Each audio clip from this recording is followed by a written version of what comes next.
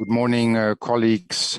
Thank you very much to the technician for explaining how this platform works best, and also for underlining the interpretation services that we have for today. A very good morning on behalf of Ambassador Fatima and myself from New York, and good afternoon for the colleagues who are joining us in another time zone. We are very pleased to convene today the second virtual town hall briefing for stakeholders on the progress declaration of the International Migration Review Forum. We warmly welcome you all to this meeting. And before proceeding further, I would like to request again all participants to kindly turn off their microphones when they are not speaking, in order to ensure an orderly discussion. Thank you very much for your cooperation.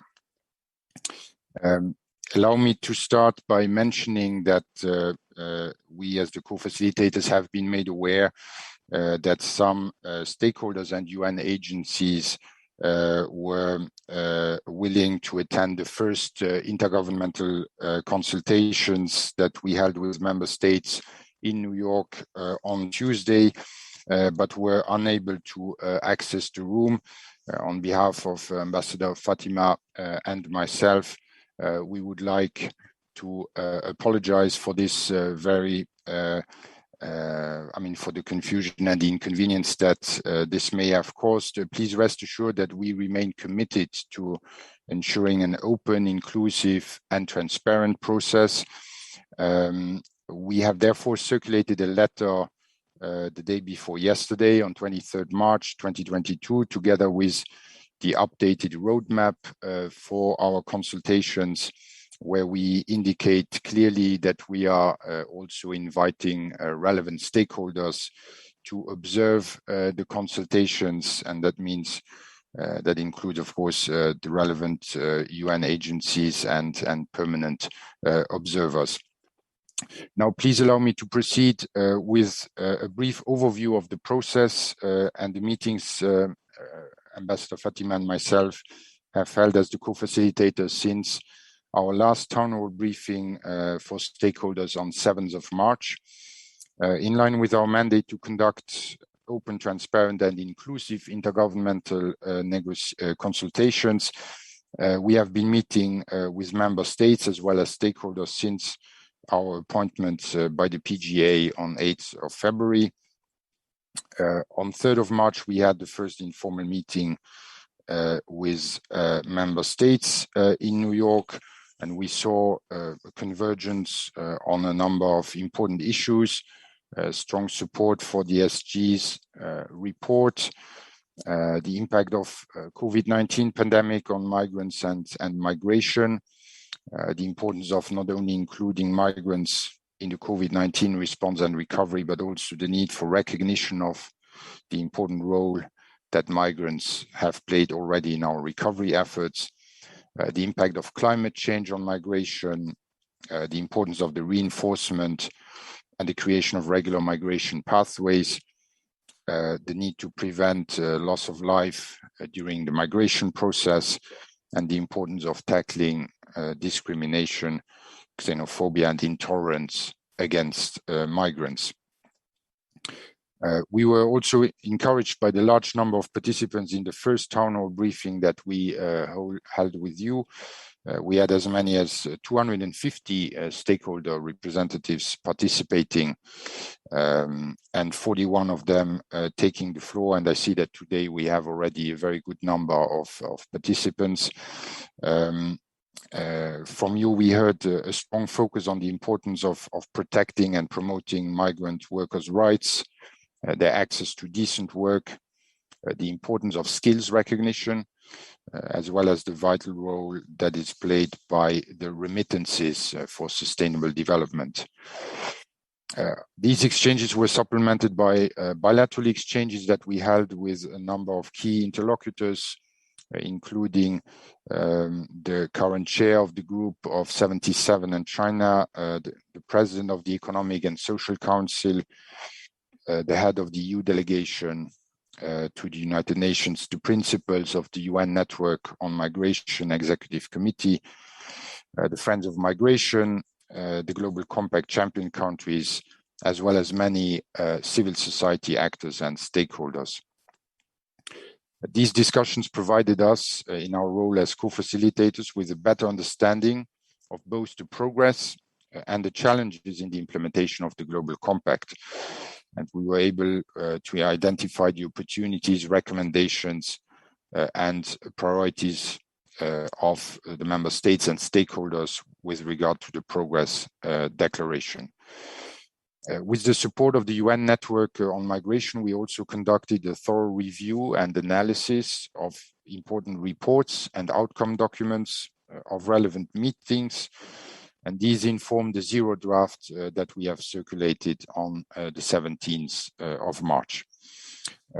Among these documents, of course, is the Secretary General's report. There are also the outcomes of the 5 regional reviews, 92 national reports submitted for the regional reviews, the background notes for the roundtables of the IMRF, the International Dialogue on Migration, as well as relevant UN reports and resolutions. As you know, we have also set up an online discussion space on the UN Network Migration Hub, where we have already received a dozen written submissions by stakeholders, as well as 4 written submissions by UN entities. As you are aware, the General Assembly Resolution 73326 on the format and organizational aspects of the IMRF has provided us with specific guidance to prepare the zero draft. It called for the progress declaration to be brief, concise, evidence-based, and action-oriented, and yet to contain the following. First, an evaluation of the overall progress made with respect to the implementation of the 23 objectives of the Compact. Second, an identification of the key challenges, opportunities, and emerging issues related to the implementation of the Global Compact and the scope for further international cooperation on international migration. And third, recommendations on the further implementation of the Global Compact. So if you allow me, I will now turn to the zero draft. Ambassador Fatima and myself will briefly present it to you, and then of course we are very eager to hear your views. At our request, the President of the General Assembly circulated the zero draft of the Progress Declaration, as I said, on 17th of March. And we understand that the UN Network on Migration also shared the zero draft with you that same day. As co-facilitators, we have made an honest effort to ensure that the draft is on the one hand ambitious, action-oriented, and forward-looking, and on the other hand constitutes a good basis for further discussions over the coming weeks. I would like to stress here that the purpose of the IMRF and the Progress Declaration is to assess the status of implementation of the Global Compact and not to renegotiate it. We made every effort to make this clear also in the zero draft. In terms of its structure, the zero draft is composed of 3 sections. I will provide you with an overview of the first 2 sections, and then I will hand over the floor to Ambassador Fatima to take us through the recommendations part of the zero draft. The first section is the introduction, which is setting the scene. It reaffirms the Global Compact, its guiding principles, and its 360-degree vision. It also reaffirms the need to protect the safety, dignity, human rights, and fundamental freedoms of all migrants. And in addition, it recognizes the positive contributions of migrants to inclusive growth and sustainable development. The introduction also provides some facts and figures with regard to the scope of migration. It highlights the impact of the COVID-19 pandemic on migrants, and it recognizes both the key role many migrants have played in the COVID response, as well as the disproportionate challenges the pandemic has brought for migrants. We have also included a paragraph to express solidarity with the millions of people in different parts of the world who are forced to uproot themselves and their families from their homes. And this is language that is derived from the New York Declaration on Refugees and Migrants. The second section of the Zero Draft outlines the progress, challenges, and gaps in the implementation of the Global Compact. This was informed mostly by the background notes prepared by the UN Migration Network for the roundtables of the IMRF. These notes are based on the regional reviews of the Global Compact and the voluntary reports on the implementation of the Compact. The section reflects the 360-degree vision of the Compact, covering all 23 objectives. And that was one of the challenges, to have a concise document while at the same time trying to cover as best as we could the 23 objectives. For the objectives, we have followed the clustering of the 4 roundtables as indicated in the IMRF modalities resolution. And for each clustering of objectives, the Zero Draft first provides a general overview of the progress and then considers the challenges that remain in the implementation of the Global Compact. To fulfill our mandate to produce an evidence-based text, we made a sincere effort to make the evaluation of progress and challenges factual and to the point. And as I said, we tried to find a balance between 2 objectives, be brief and concise, while at the same time covering all 23 objectives of the Global Compact. And before I hand over the floor to Ambassador Fatima to take us through the recommendations section of the Zero Draft, and the roadmap, as well as to provide you with a brief recapitulation of the first intergovernmental consultations, which took place earlier this week on Tuesday. I would like to thank you once again for your engagement and dedication to this process. We count on your strong support to strike the right balance and to ensure that this first migration review forum leads to a meaningful and consensual outcome. And with these words, I invite my dear colleague, Rabab, Ambassador Fatima, to take the floor. Please, Ambassador. Thank you very much, Ambassador. Thank you, dear Olivia. And I thank everyone for joining us today for the first briefing for, one second.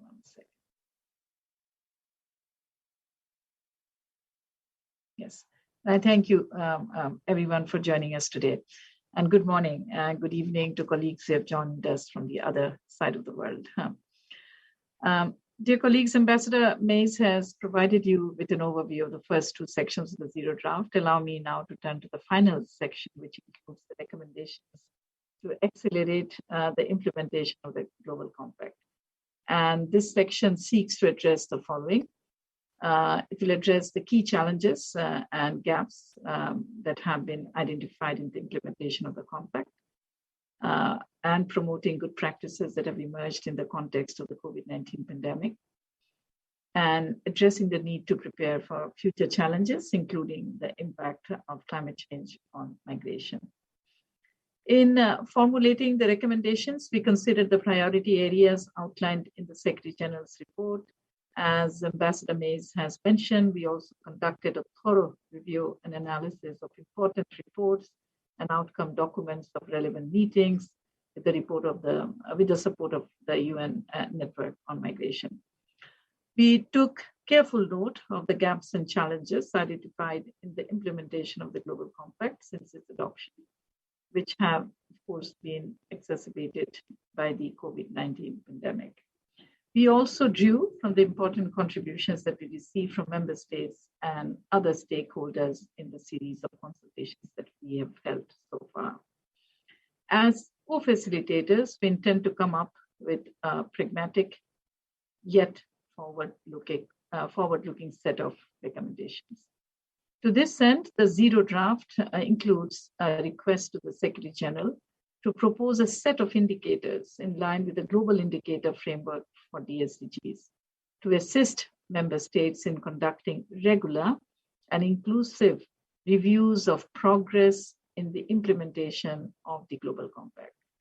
The Zero Draft also includes a request to the President of the General Assembly to hold a plenary meeting of the General Assembly in the second semester of 2024, I think the second part of the world of 2024, to consider the next biennial report and regional reviews, as well as allow member states and other stakeholders to report on a voluntary basis on the pledges they have made. Dear colleagues, we have seen how our lives and societies can dramatically change. In particular, in the last years, we have seen what has happened due to the emergence of the COVID-19 pandemic. Therefore, we cannot but stress on the importance of holding more regular discussions to tackle any such future realities and emergencies. We believe that the proposed meeting in 2024 will contribute to further strengthening our engagements for the implementation of the Global Compact in its next cycle. We are convinced that the recommendations in the Zero Draft captures the level of ambition that is expected of us, and what we have heard also over the course of the last 2 to 3 weeks.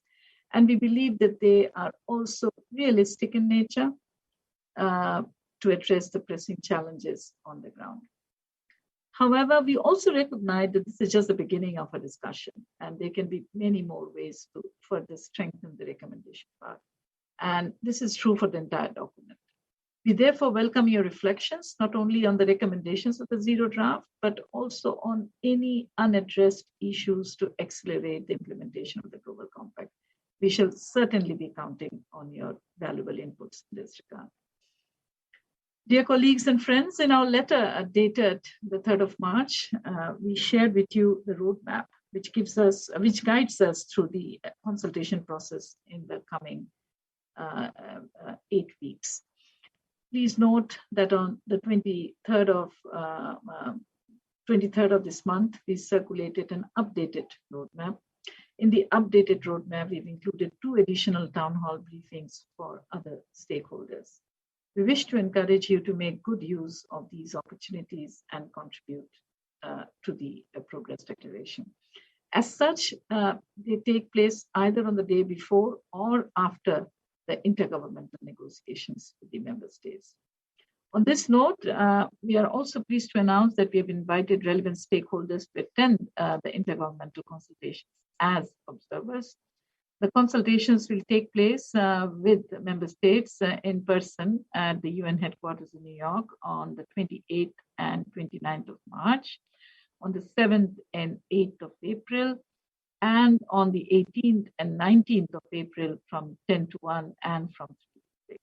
So whole day meetings on those days. We reiterate our commitment to make the negotiations as inclusive, transparent, and open as possible. We would like to thank all of you, all those organizations who have already shared their feedback in the discussion space of the Migration Network Hub. We have received so far 12 written submissions by stakeholders and from 4 UN entities. Our teams are analyzing these along with the submissions of the member states. As you may be aware, we held the first round of informal consultations to hear general comments on the Zero Draft on the 22nd of this month in New York. And let me share very briefly our overall impression and preliminary takeaways from that meeting. Altogether, 26 member states from all regions intervened. It was a big meeting. Many member states were there. We heard from 26 member states. There was strong support for the Zero Draft as a good basis for the consultations. Many of the delegations found the text balanced while ensuring the right level of ambition. And key elements of the Zero Draft which received good support included one, the overall structure and organization of the text. Secondly, on the reflection of the GCM's 360-degree approach and guiding principles. That is how the document has been put together. The focus on human rights and the protection of migrants. Fourthly, on the impact of COVID-19 on international migration and on migrants. Then on the recognition of the positive contribution of migrants to sustainable development, particularly during the pandemic. There was also emphasis on skills recognition and on language. There was a request for language on drivers of migration and the interlinkages between migration and climate change. This is not an exhaustive list, but some of the key elements that came out. Several member states expressed the wish to primarily focus on further strengthening and streamlining the recommendations section. Some delegations mentioned that the following issues could be further strengthened in the Zero Draft. A, language on discrimination of migrants and xenophobia and how these exacerbate vulnerabilities. B, on regular pathways and regularization. C, on the inclusion of migrants in vaccination and COVID-19 recovery plans. D, on reducing the transaction cost of remittances. E, on the contribution, more emphasis on the contribution of diaspora. And then F, tackling the challenges of trafficking and human smuggling. And finally, on the importance of data for evidence-based policy interventions. Other interventions stress the need to offer legal identity to migrants and the importance to distinguish between regular and irregular migration. Interventions also mention the creation of benchmarks to measure the progress in implementing the Global Compact and the predictability of pathways. A few countries recommended adjusting some of the language in the introductory section of the Zero Draft that would allow for countries that did not endorse the Global Compact to support the Progress Declaration. I thought it was important, both Olivia and I, we thought it was important that we give you a quick overview of the discussions that was held earlier this week. With those few words, I would like to open the floor for comments and statements, and I would like to just go over a few ground rules while all participants are reminded to kindly keep their microphones muted when they are not speaking, and when they speak, they should be turning on their microphones. Of course, there is no established list of speakers, and those who wish to speak are advised to use the chat function to request the floor. And the request should be addressed to all panelists. Please type in your names and the names of your organizations when requesting for the floor. We have already a long list of requests, and we would like to see that everybody gets an opportunity to speak. So we have limited time, so we will request everyone to keep their interventions short, but you have the option to send in more detail, your detailed inputs, okay? So I have a list already here. Let me quickly start with them. Olivia, I shall start and then I'll hand it over to you. So the first speaker, and it's my pleasure to call upon Mr. Philippe Gonzalez Morales, the UN Special Rapporteur on the Human Rights of Migrants. Mr. Morales, you have the floor, sir.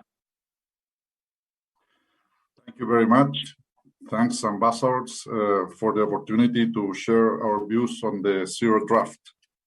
The Progress Declaration is an important document and provides an opportunity to take stock of what has been achieved and existing challenges and gaps in implementing the GCM, and more importantly, to identify urgencies and priorities for next phase of implementation and for states to renew their commitments contained in the Global Compact. I have sent a written submission to the facilitators through a secretariat with my comments about the Zero Draft. In a summary, my main points are the following ones. One of the priorities, as I witness in my role as the Special Rapporteur on the Human Rights of Migrants, remains to protect the right to life of migrants and prevent migrant deaths and injuries on migration routes. This would require stronger commitment to saving lives and providing humanitarian assistance related to the Global Compact for Migration objectives. In this regard, life-saving humanitarian assistance provided by civil society organizations to migrants in distress on land and at sea should not be criminalized. Additionally, member states should be encouraged to make a stronger commitment to combating racism. In addition, my mandate remains concerned at human rights violations at international borders. Efforts should be doubled in developing a human rights-based border management approach to ensure the human rights of migrants. It is indeed helpful to explore ways to accelerate the implementation of the compact. In the last section of the document, a set of recommendations is provided in this regard. To my knowledge, international and regional human rights mechanisms, national human rights institutions, civil society organizations, and relevant thematic work streams, working groups of the UN network have provided a rich set of recommendations concerning specific objectives of the GCM. It would be important to reflect this work in the progress document. I suggest the co-facilitators making use of these resources. I also suggest enhancing the recognition of the role of international human rights mechanisms in the IMRF process. I thank the co-facilitators again for this opportunity and look forward to continuing the dialogue with you. Thank you very much, Mr. Morales, for your clear recommendations and feedback, and your contribution is extremely important. And I thank you for taking the time to join us today. And we will count on your close engagement throughout the process. Thank you very much, sir. I would now like to call upon Ms. Ben Lee of IOM. You have the floor, madam. Thank you, Ambassador. First, let me commend both co-facilitators for a comprehensive and balanced zero draft, which provides a very strong basis for negotiation. We believe the Progress Declaration is a good opportunity to provide guidance for concrete actions to address gaps identified and accelerate progress. We take note with appreciation of the broad-ranging recommendations in the zero draft and suggest the following points be taken into account when deliberating recommendations. First, we suggest that the issue of climate change and mobility is addressed in recommendations, and the following actions be considered. First, ensure coherence between the commitments taken in the GCM and those ensuing from the Paris Agreement and the Sendai Framework for Disaster Risk Reduction, addressing complementarity with the UNFCCC conferences of the parties. And second, accelerate adaptation plan and policies to avert and minimize displacement and reduce the risk of exposure of vulnerable populations to climate change and environmental hazards, and provide predictable and sustainable funding and technological support to assist the vulnerable countries, and enhance the regular migration pathways for vulnerable communities and those displaced in the context of disasters and climate change, and ensure policy coherence to address adverse drivers of migration, climate change, disaster management, and enable dignified and safe human mobility. And we also suggest more concrete actions be considered in ensuring predictability of cross-border mobility during pandemic.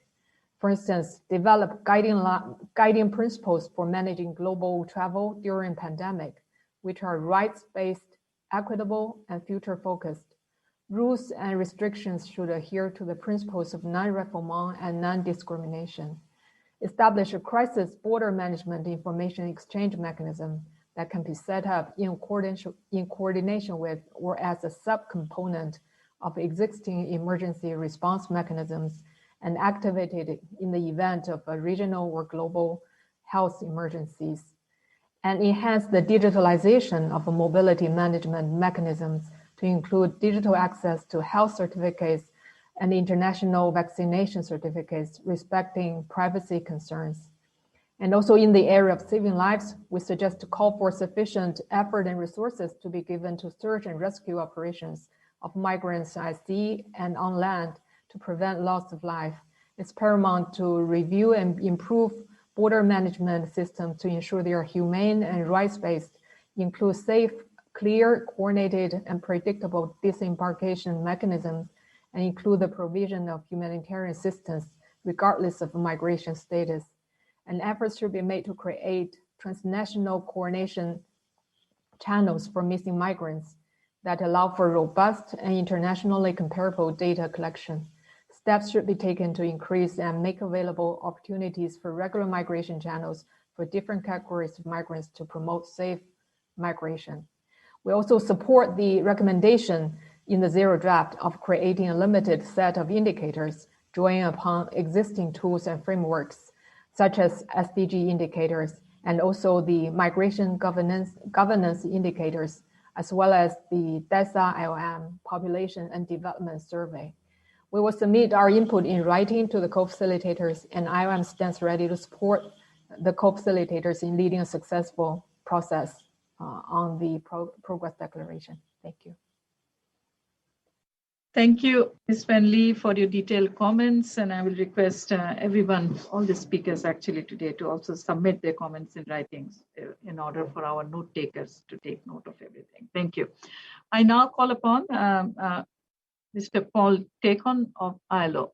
You have the floor, sir. Thank you, Excellencies. Good morning, good afternoon. We very much appreciate this opportunity to provide input on the Zero Draft. And from the ILO side, we'd like to really commend you for a very balanced draft, which succeeds in covering the GCM as a whole, while also highlighting key priorities for the way forward. We're also very pleased to note that it does give a good recognition of the importance of decent work in the context of the GCM. As with other speakers, we will also provide you with written detailed comments according to the deadline, but we did just want to highlight a couple of key issues for your consideration, and we're happy to work with you to however we can to support this.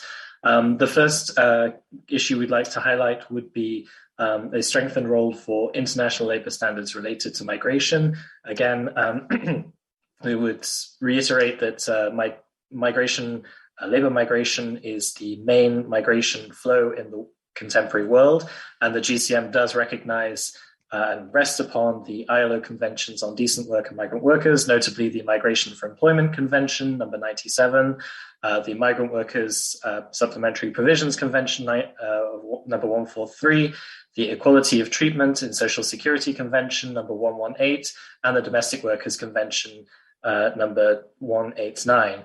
These standards provide guidance on rights-based and mutually beneficial means of governing labour migration and represent the collective aspirations of all world of work actors, employers, workers, and governments. As such, the ratification and socialisation of these standards will play a really important role in GCM achievement and ensuring safe and regular labour migration, and therefore a lot of the work of safe, orderly, and regular migration as a whole, including for vulnerable categories of workers. And it will also play a key role in ensuring equitable access to portable social protection as recognised in Objective 22 of the GCM.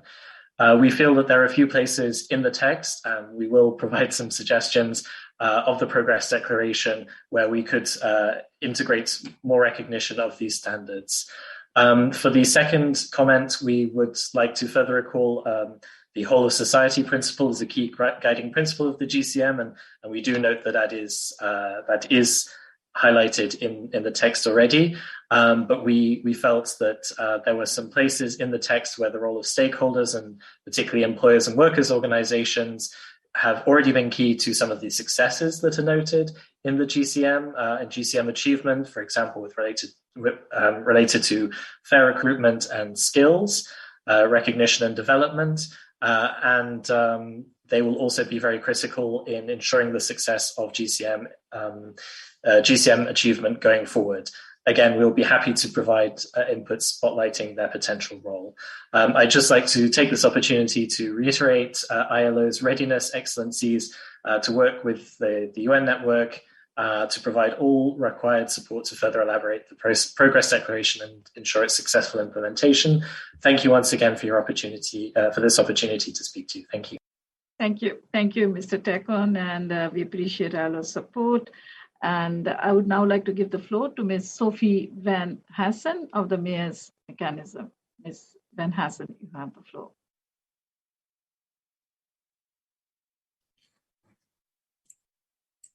Are you here with us, Ms. Sophie Van Hazen?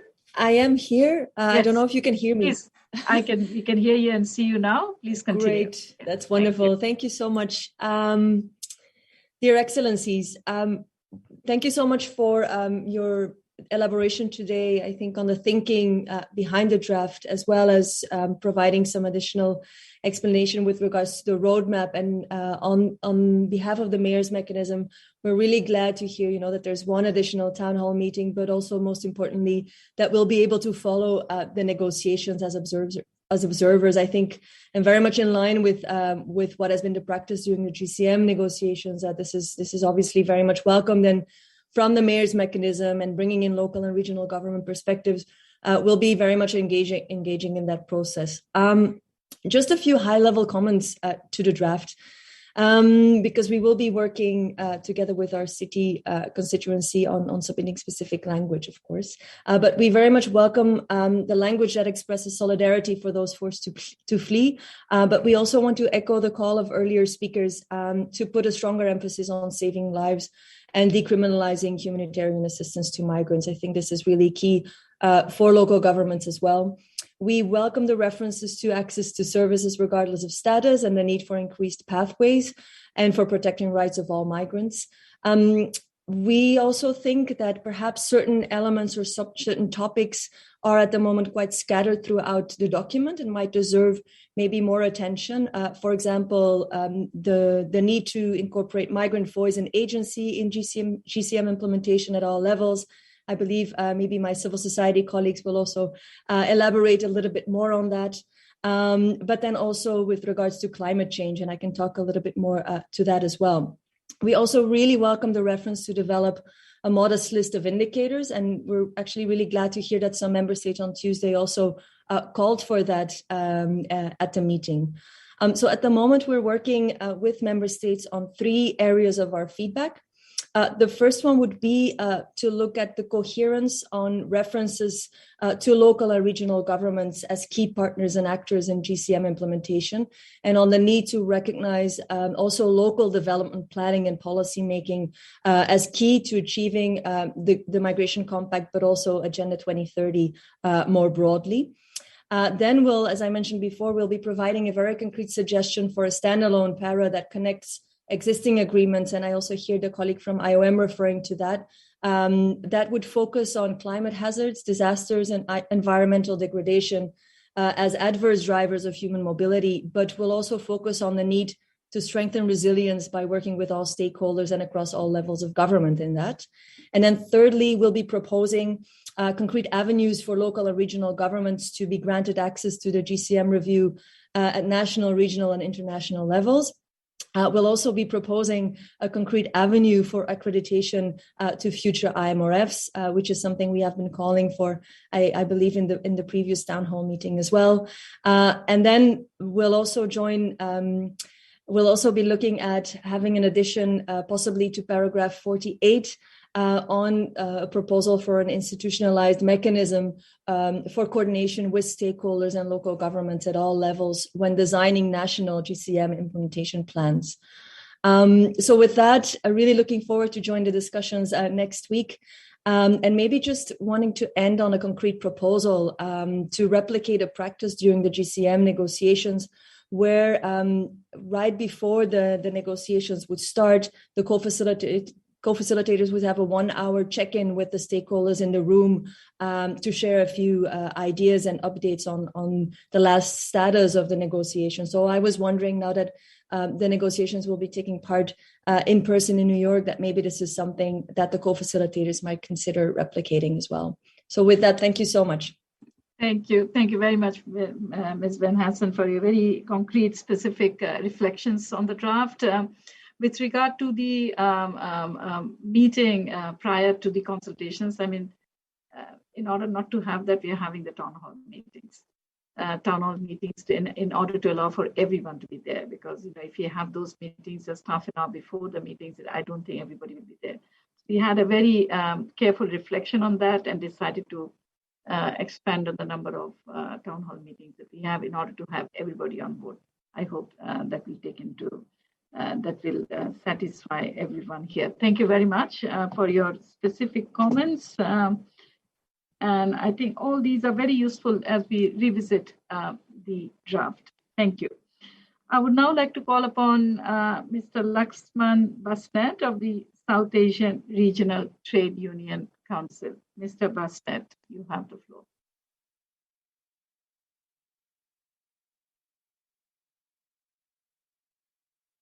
Are you here with us, Mr. Basnet? Laxman Basnet?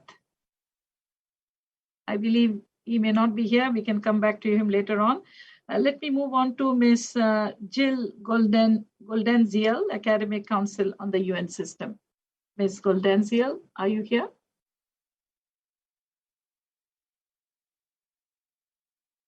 Ms. Jill Goldenziel? No? Okay, let me move on to the next speaker. You're here? I'm okay. here. Can you hear me? Yes, I can hear you. Please go on. Thank you. Thank you. Thank you very much for the opportunity to speak today, and thank you for holding this stakeholders consultation. I wanted to offer a few comments on the progress draft and reiterate some of the comments that you made today that were already made by states in the initial stakeholders meeting. First of all, I was a bit dismayed by the lack of mention of data and evidence in the need for evidence-based progress, in the progress declaration. This was a big focus of the initial negotiations for the Global Compact and needs to be reiterated going forward, especially as we track progress of the compact. It is too easy for states to toot their own horn in terms of the progress they have made for the Global Compact, especially because progress, in fact, has been made, but without taking the time to step back and measure that progress. So I would really stress the importance of measuring that in the Global Compact. Secondly, in terms of the indicators themselves, I think it's a fantastic idea. I think the progress declaration also needs to specify the involvement of stakeholders and particularly academics in designing those indicators and making sure they are, in fact, evidence-based measures of progress reflective of ways that progress is measured in the academic literature, and not just, frankly, colorful charts, which organizations often like to be able to put out. And thirdly, I'd like to mention the need for more emphasis on the progress of the Global Compact for Migration being made in keeping with the principles of international human rights law, international law, the UN Convention on Transnational Organized Crime, and relevant human rights instruments and international legal instruments in general.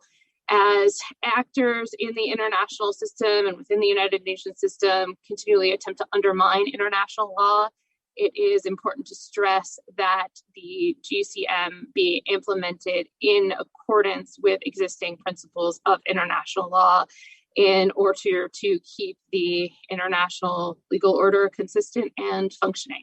Thank you very much. Thank you very much. We have taken note of your comments. Is Mr. Laxman Basnet with us now? He's not. So let me move on to then the next speaker, Mr. Dilip Ratha from the World Bank. You have the floor, sir.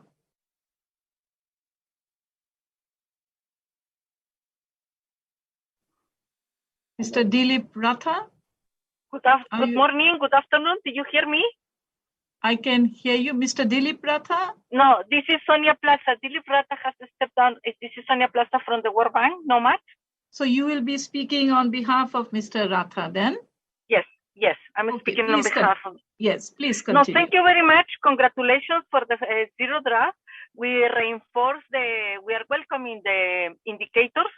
we proposed that when we just negotiated before, that it was very good to have a very good set of indicators. And I think that, as you mentioned in the draft and mentioned by all the other colleagues, it will be important to use existing indicators that are already in the SDG. And just for example, everybody's talking about fair recruitment. How we are going to measure fair recruitment if we already have in place the 10.7.1 indicator on recruitment cost, which has to be populated, has to be taken seriously by the countries, because even after COVID, we have seen an increase in the cost of recruitment. So if we wanted to be serious about fair recruitment and to complement safe labor migration, I think that this is an indicator that it has to be put in place very well.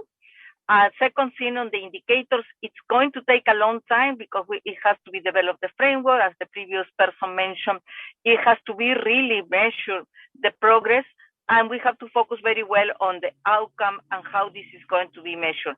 My plea is, instead of developing more indicators, I think that we have to concentrate as well on the data. You have seen that until now, we have not real data on migration. Very few countries have completed the round 2020 census, and even in the United States, that is a large country, it's the case that the majority of the migrants have not been covered by the census. So I think that it will be important that we complement these efforts on data on the census with another service in order to have a real clear picture of what's happening in the migration arena. With that, the World Bank and NOMAD is ready to support any of the efforts in developing the indicators, since the World Bank is custodian or co-custodian of three of the migration-related indicators: reducing remittances cost, the flows of volume of remittances, and SDG 10.7.1, reducing remittances cost jointly with ILO. Happy to provide the support on that, and thank you very much. Over to you. Thank you, Madam. Thank you, World Bank, for your feedback and comments. Let me now turn to the next speaker, and I call upon Ms. Sumita Shantini Krishna of Our Journey Malaysia. Madam, you have the floor. Ms. Krishna, Sumita Shantini Krishna.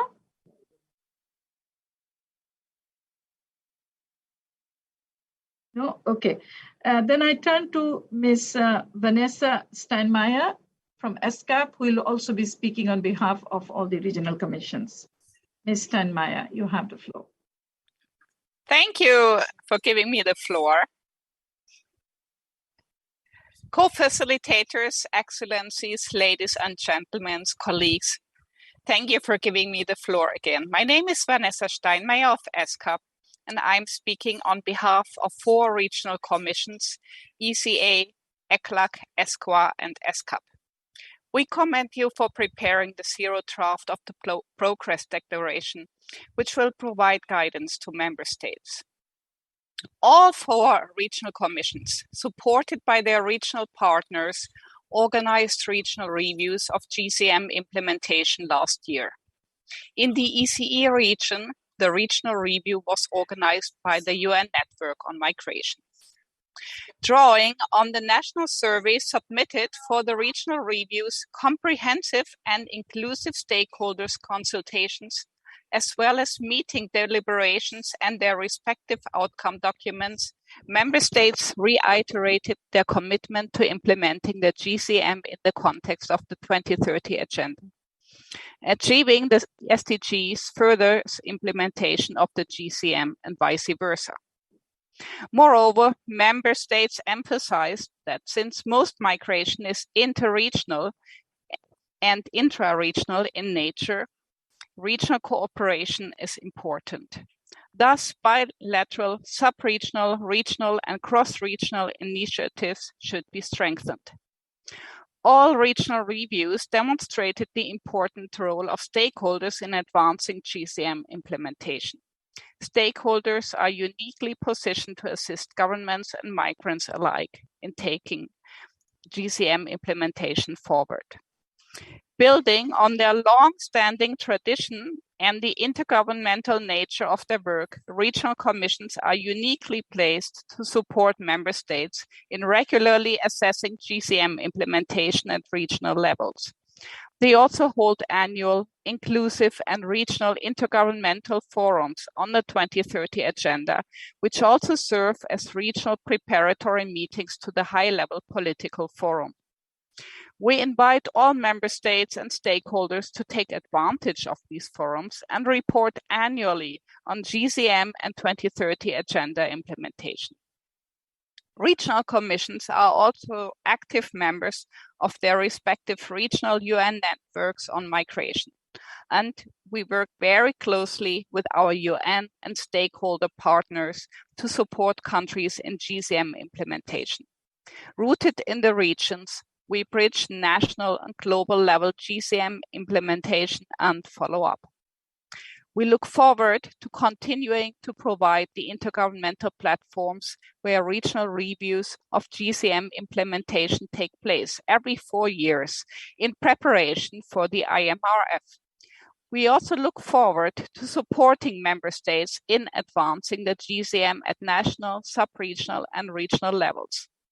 Implementation and review complement each other, and it is important to have this aspect of our work recognized in the Progress Declaration.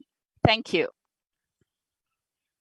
I thank you, Ms. Steinmeier, for your important response from the regional commissions. You have an important role to play in the implementation. Thank you very much. I would now like to call upon Ms. Coco Warner of UNFCCC. Ms. Coco Warner, you have the floor. Ms. Coco Warner, UNFCCC, are you here with us? All right, we may have lost her for now. We can come back to her later. Let me turn to the next speaker on my list, and I'd like to now call upon Apolina Tolentino. I'm reading from my phone, of the Building and Wood Workers International. Apolina Tolentino. Thank you, Ambassador Fatima. Thank you. Colleagues, I hope you can hear me well. I'm representing the Building and Woodworkers International, part of the Council of Global Unions. We acknowledge the efforts exerted by the co-facilitators in coming up with this zero draft. However, the trade union, international trade union movement believes that the current draft can be improved, specifically by having a separate clause on migrant workers' rights, other than the current clause 45 that we have at the moment. We believe there must be a strong reference on the fundamental principles and rights at work. This is important because workers' agency is fundamental to achieving fair migration and decent work for all. So it is alarming that telltale flaw that the current IMRF draft declaration falls to even reference freedom of association or the right to organize and collectively bargain. Similarly, we believe that there must be a strong reference on decent work. The UN Progress Declaration rightly recognized decent work as an important benchmark for regular pathways. This, we believe, must be considered in the making final of the declaration. Over to you, Ambassador, and thank you for the attention. Thank you very much, Mr. Tolentino, for your comments. And now I would like to give the floor to Mr. Christian Wolf of the ACT Alliance. Mr. Wolf, you have the floor. Yes, thank you. Just very briefly, we've consulted with colleagues, so they will cover the points I was going to make on behalf of the Civil Society Action Committee and the Climate Migration Displacement Platform. So I cede the floor back to you. Thanks. Thank you very much. And now I'd like to give the floor to Ms. Camila Maye of the Centro de Estudios Legales y Sociales. My apologies for my very bad Spanish. Thank you. You have the floor, Ms. Maes. Hello, Ambassador. Can you hear me? Hello, everyone. I thank you very much for this opportunity to intervene regarding the zero draft. At this point, I mean, we're working on language suggestions that I hope that we can get to you, but maybe now just some general considerations. we are a bit worried about streamlining the human rights perspective in all of the documents. And also, one point on the structure, we're a bit worried about this divisions following the roundtables, which we think is not helpful to have all of the issues organized. And sometimes the paragraphs repeat themselves and issues appear in many parts of the document with sometimes different perspectives on what were the progresses and what were the challenges.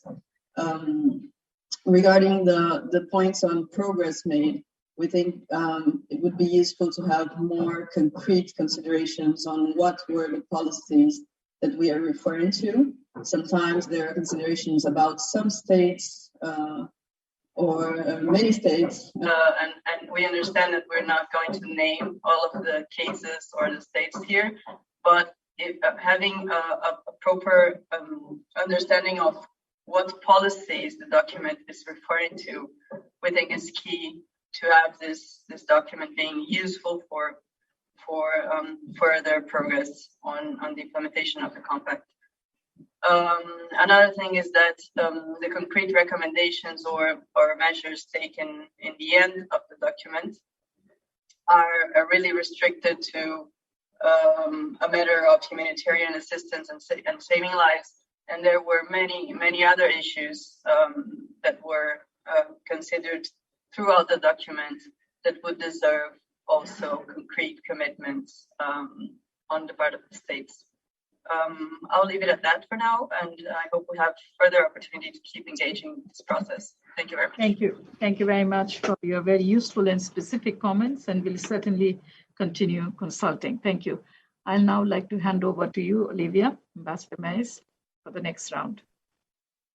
Thank you very much, Rabab. I will now give the floor to Mrs. Li Wang of Save the Children.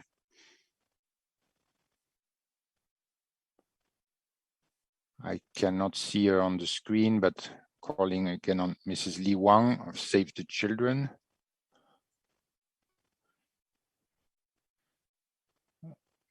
If not, I'll go to the next speaker. We can come back to Mrs. Wang, Mrs. Laurel Townhead of the Quaker UN office. Thank you, Ambassador, and thank you for making this space available to hear our perspectives. And thank you to Julie and Nirupam and the other colleagues who've been working to make this an inclusive process in tricky and changing circumstances. Your efforts are really appreciated.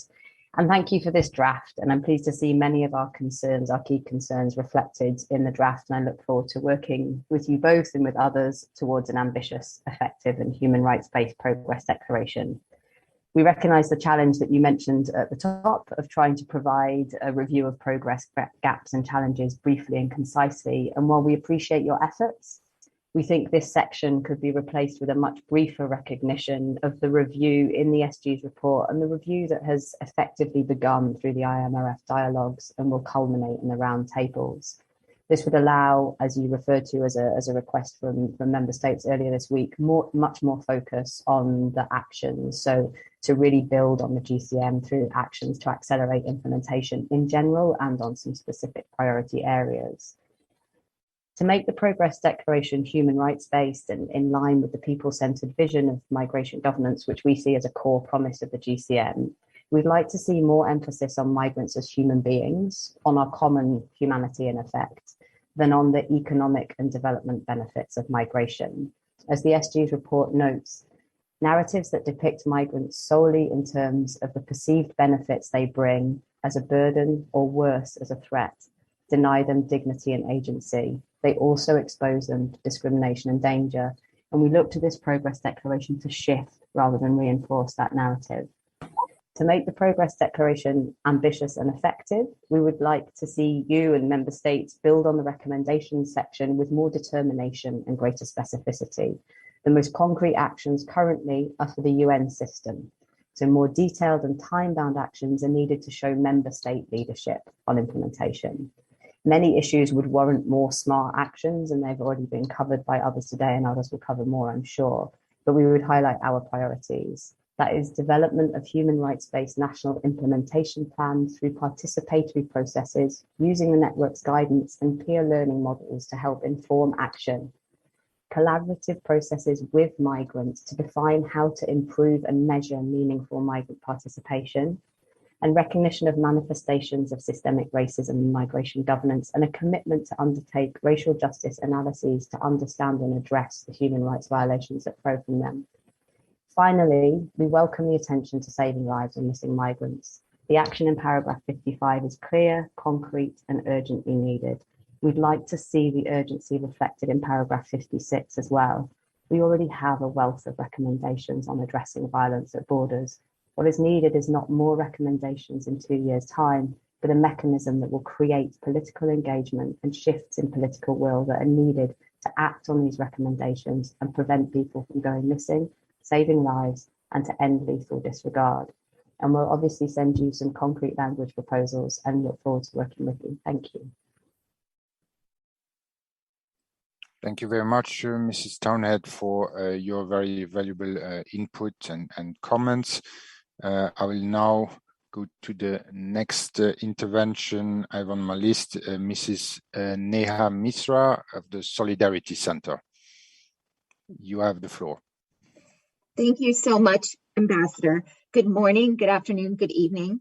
On behalf of my organization, the Solidarity Center, which is part of the global labor movement, we urge UN member states to use this opportunity to think boldly and be ambitious to call for real change in how labor migration is structured and managed globally.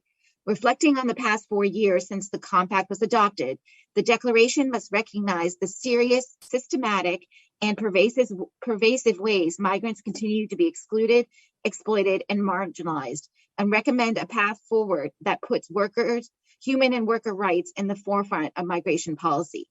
Now is the time for policy coherence in migration governance, where regular pathways are developed hand in hand with regularization of the undocumented, climate change responses, and humanitarian needs. In the context of labor migration, the current text of the Progress Declaration frames the discussion as one of skills recognition instead of centering workers' agency. Workers' freedom of association and right to organize and collectively bargain, as articulated in the ILO Fundamental Principles and Rights at Work, must be recognized as fundamental to furthering fair migration and decent work, as articulated in the Declaration and Compact itself. Moreover, the role that collective bargaining may play for migrants in terms of assuring their occupational safety and health, fair wages, and an ending discrimination should be noted. In terms of migrant worker agency, the Progress Declaration should reaffirm the call from the Global Compact to use social dialogue at the national level with trade unions and worker organizations to further the development of decent work and fair migration. The declaration should also reaffirm the role of tripartite mechanisms of the ILO to further fair migration policy in the context of labor migration. Moreover, as conversations around the role that migrant workers have played in providing essential services during the pandemic continues, the Progress Declaration should recognize the principle of equality of treatment for all workers, regardless of their migration status, race, sector of work, gender identity, whether they are identified as asylum seekers or refugees, climate migrants, economic migrants, or a mix of all of the above. A worker is a worker is a worker, deserving full respect of international labor standards without exception, and should be recognized as such in the declaration. My last 2 points: not all regular pathways are fair or equitable.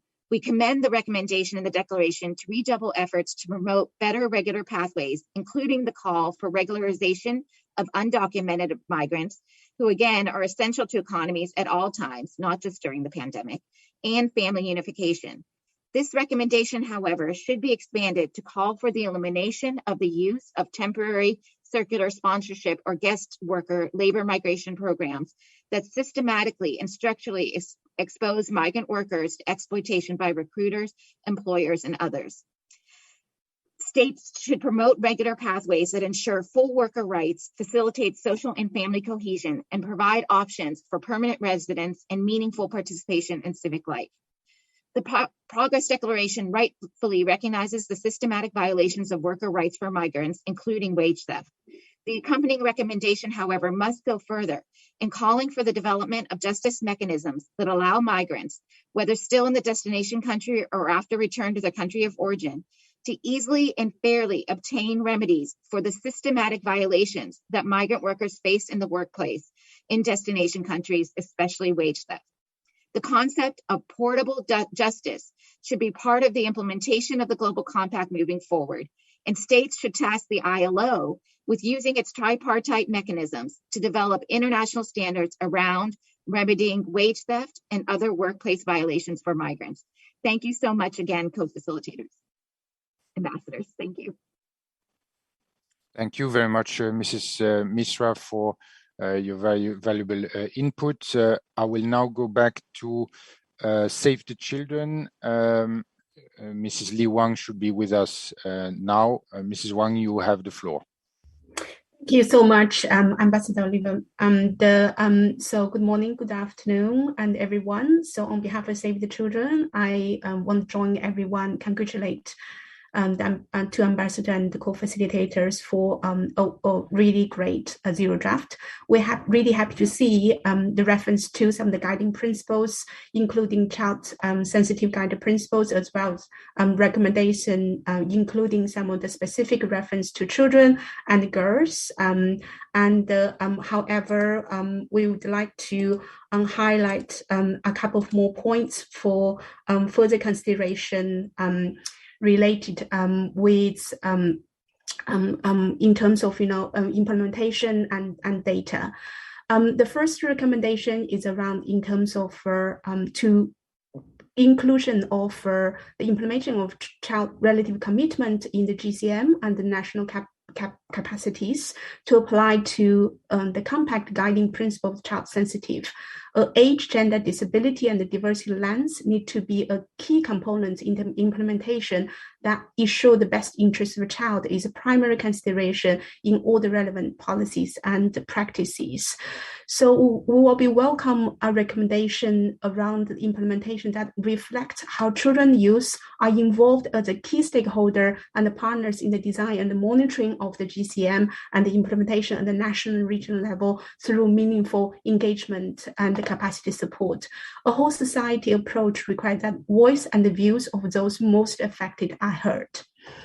The second point, focus on the measurement put into place and how to track current gaps and challenges to ensure migrant girls and boys have full and equitable access to national education, healthcare, and child protection, justice and social protection services, including for removing legal administration practice barriers, those should including a reflection of bridge language barrier, providing specific training to service caregiver, social worker, etc. A focus to bring a national framework that in line with international human rights and the international humanitarian standard that ensure undocumented migrants are not criminalized.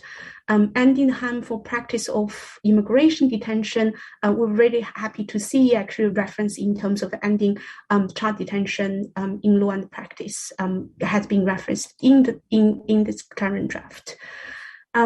Finally, how to tackle all forms of stigma and discrimination against the migrant children and their families by addressing legal and policy, including discrimination and exclusion, monitoring, combat hate speech online and offline, and support the critical role of local leadership in recognizing migrants' contribution to society and shaping the public perceptions and support. All of those will not be able to achieve to have a fundamental actually strengthening evidence based on children in the context of migration by improving, investing, collect, and analyze accurate, reliable, comparable data disaggregated by sex, age, migrating status, and other characteristics in relation to national context. Thank you very much. Thank you very much, Mrs. Wang, for sharing the perspective of Save the Children. We would encourage you, like other colleagues, to share, if possible, in written form, your contribution. Thank you very much. I will now go to the next intervention. Mr. or Mrs. Puyu Ip of the International Domestic Workers Federation. Thanks, the coordinator, co-facilitators, friends and colleagues. Good morning, good evening, good afternoon. We are the International Domestic Workers Federation, having domestic workers members organized in 65 countries with over 600,000 domestic workers around the world, and many of them are international migrants. We appreciate very much the effort of the IMRF, the GCM and friends to facilitate, to coordinate the member states and stakeholders to discuss the important issue around migration. And we also welcome the recognition of the zero draft for the progress declaration in recognition of domestic workers in the economic contribution and their value. However, having so many abuses, violence, and harassment faced and suffered by the migrant domestic workers, we would like to draw upon the importance of the issues and the importance of decent work to be stated in the progress declaration. The value of domestic workers have to be reflected in the law and policies in recognizing the rights of domestic workers. Right now, still, there are many countries still not recognize domestic workers, and they are excluded from the labor law, and resulting of lots of violence and labor abuses faced by them. And there are still a lack of freedom of association in many countries, no freedom of association for migrant domestic workers, and many of them face a lot of gender-based violence and harassment. So with access to justice, channels to complaints, fair recruitment, free from the debt and excessive agency fees are very important, and ensure them they have the labor rights recognized, basic labor rights, access to day offs, etc., minimum wage protection, and the rights to organize unions as domestic workers, as migrant domestic workers. The Progress Declaration stresses the issues of COVID-19 pandemic and the impact on over migrants, and recognize the value of the migrant workers as essential workers. However, in this period of pandemic, migrant workers do face lots of discrimination and racism, and we would like to call upon the member states to remove all the discriminatory measures, race crackdown, arbitrary detention and deportation, and ensure freedom of movement of migrants, freedom to change employers and employment instead of sponsorship system tied to the employers. In the pandemic, it's important to ensure the access to vaccines and medicine and medical treatment. We would like to reinstate the importance of the International Labour Convention that are already existing, the Convention 97, the Convention 143 on migrants, as well as the Convention 189 on decent work for domestic workers, as well as the International Convention on the protection of the rights of all migrant workers and members of their families. So these have to be reinstated in the declaration. Thank you very much. Thanks again for giving us the floor to reflect such an important issues. Thanks. Thank you very much, Mrs. Ip, for sharing the perspective and bringing in the voice of the domestic workers. And I understand that you are the regional coordinator for Asia of the International Domestic Workers Federation. Thank you very much for your participation. I will now give the floor to Mrs. Paola Simonetti, representing the International Trade Union Confederation. You have the floor, Madam.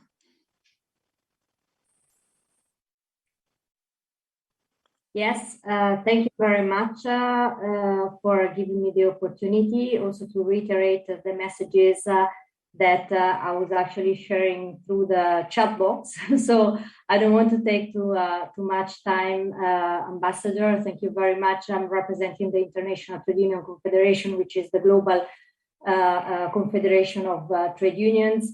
One of my colleagues has already actually shared the main messages. We thanks for the important point on decent work that are in the progress declaration, but we do feel that the issues of international labor standards should be really put more prominently in the progress declaration.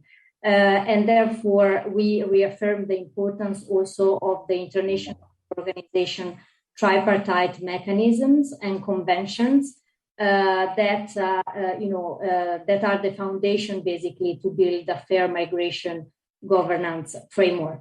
And this is especially true when we talk about fair recruitment processes, where we would like to see reflected, also the role of the trade unions and workers' organization in this respect.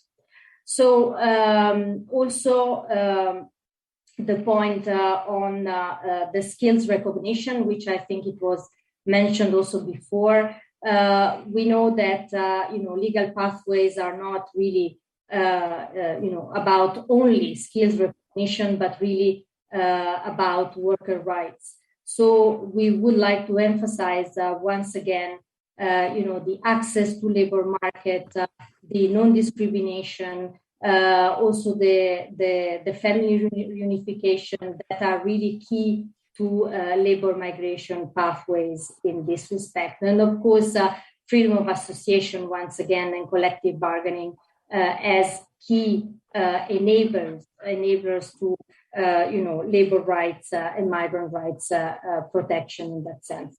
And then finally, just the very last point, to welcome the initiatives to reinforce the indicators to measure progress. We think that this is a really important point. And in that sense, we don't have to reinvent the wheel, if you allow me, but we do have already a Sustainable Development Goals monitoring process in place with indicators. And therefore, we really would like to reiterate the centrality on SDG 8 on employment and decent work, which is of course of a paramount importance when it comes to migrants' rights and to labor migration as well. I will stop here and thank you very much for the opportunity, Ambassador. Thank you. Thank you very much, Mrs. Simonetti, for your comments and also for sharing your views on the chat, like many other stakeholders. I see a very active conversation.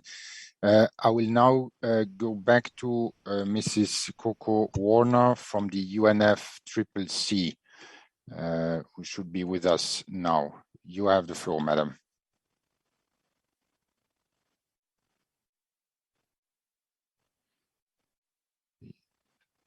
The UNFCCC, Mrs. Warner, are you with us?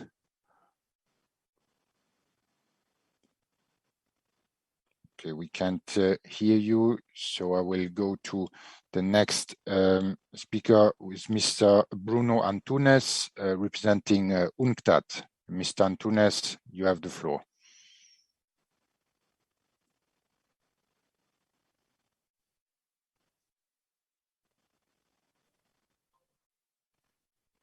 Thank you very much. I hope you can hear me. And I thank you for the floor, and I thank you both very much for this comprehensive zero draft of the Progress Declaration to be adopted at the IMRF. I work at the United Nations Conference on Trade and Development, UNCTAD, a member of the United Nations Network on Migration. As a development organization, we are happy to acknowledge how the draft of the Progress Declaration brings to the limelight the important connections between the Global Compact and the 2030 Agenda for Sustainable Development. The recognition of the mutual reinforcing role of both agendas can potentiate further multi-stakeholder collaboration and international cooperation as called for in the context of the implementation of the Global Compact. Our two small suggestions to the text aim to further highlight the synergies between migration and development, particularly on leveraging the links between trade, migration, and development. First, we are pleased to report that UNCTAD and the United Nations High Commissioner for Refugees collaborated to produce tools to leverage entrepreneurship in support of social and economic inclusion of migrants. The training provided improved entrepreneurial skills of migrants in East Africa, the Andean region, and the Middle East. This facilitates their integration into local communities, enhances their positive economic and development impact in countries of destination, and contributes to achieving Objective 16 of the Global Compact. In this context, we suggest that paragraph 31 of the Zero Draft also mentioned the progress was made in building entrepreneurial skills of migrants to promote inclusion and social cohesion. Well, second, and last, we would like to underscore that trade agreements also govern the cross-border movement of persons to supply services and can be a tool to remove barriers to the movement of people. For example, these agreements often contain provisions to pursue the recognition of qualifications. Trade liberalization can also aim to facilitate administrative procedures relating to visas, work, and residence permits. In this context, we suggest that paragraph 45 of the Zero Draft also mentions the importance of leveraging on all the tools available, such as labor migration agreements and trade agreements, to facilitate the recognition of skills and competencies. Well, thank you again for this opportunity to make suggestions, contribute to the Progress Declaration. Your availability for these thorough consultations is highly appreciated. We will submit, of course, these comments in writing in the discussion space, and UNCTAD remains available for further discussions, and we will continue supporting collaborative efforts that build on the synergies between the 2030 Agenda and the Global Compact with a view to advancing both agendas. I thank you. Thank you very much, Mr. Antunes, for your contribution and your concrete suggestions for the Zero Draft. I'll now give the floor to Mr. Binod Kadria, representing GRFDT India. Can you hear me? Yes, we can hear you. Okay, thank you very much. Well, thank you, co-facilitators. I speak as a president of the GRFDT, which is a think tank and an academic organization. I would like to make certain recommendations, not too many, but just 4 of them, which will incorporate the way we should go ahead.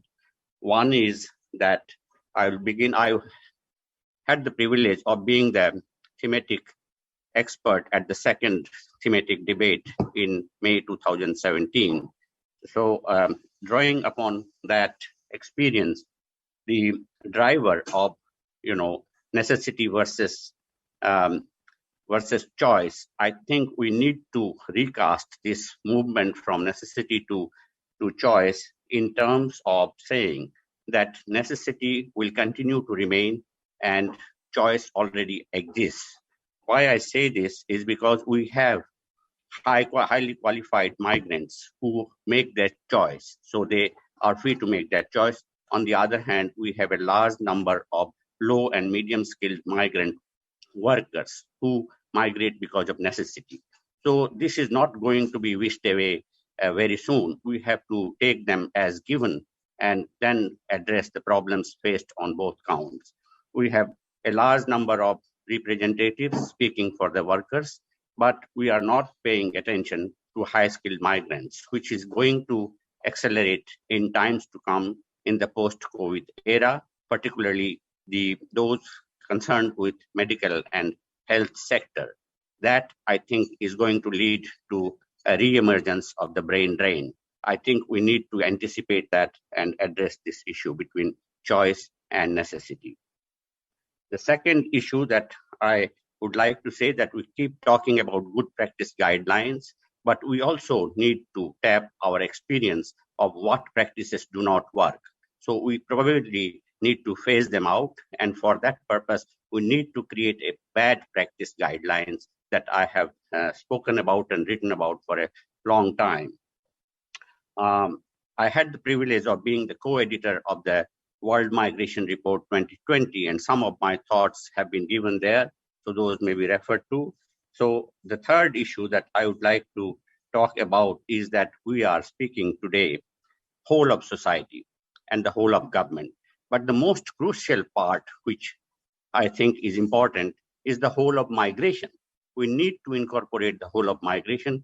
We are putting them into different boxes in terms of economic migrants, in terms of refugees, in terms of traffickers, trafficked migrants, and so on. I think this is an opportunity. The IMRF is an opportunity to reflect upon this and probably bring them under one umbrella in terms so that we do not later on regret that we cannot, this is not our domain. I think we need to widen that domain and add the whole of migration.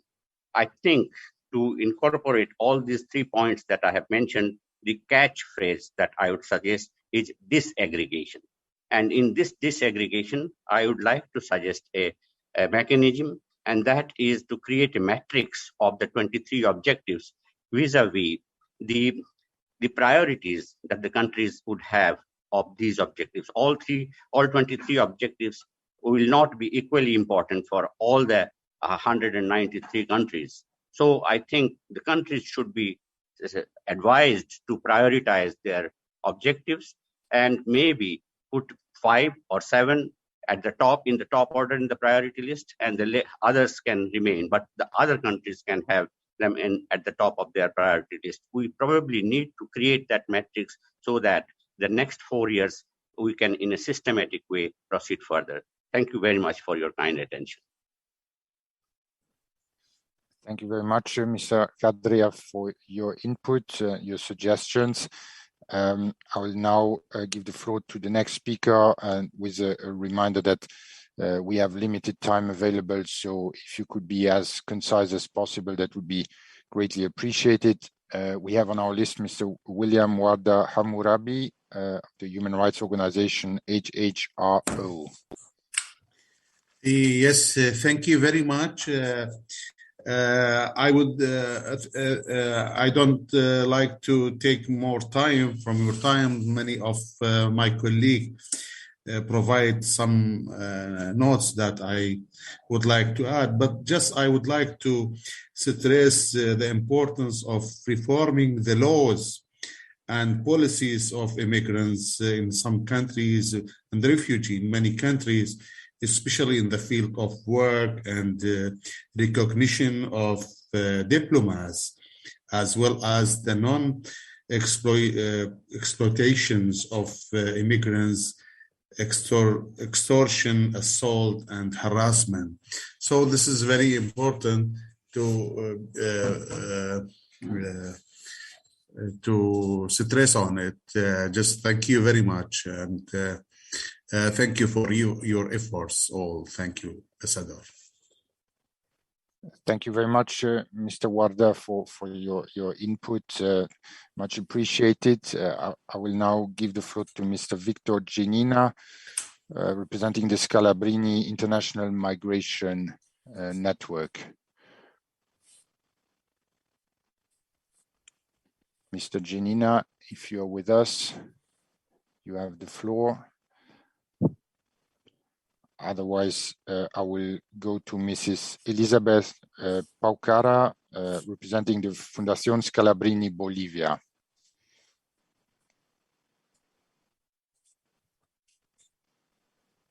Gracias, buenos días.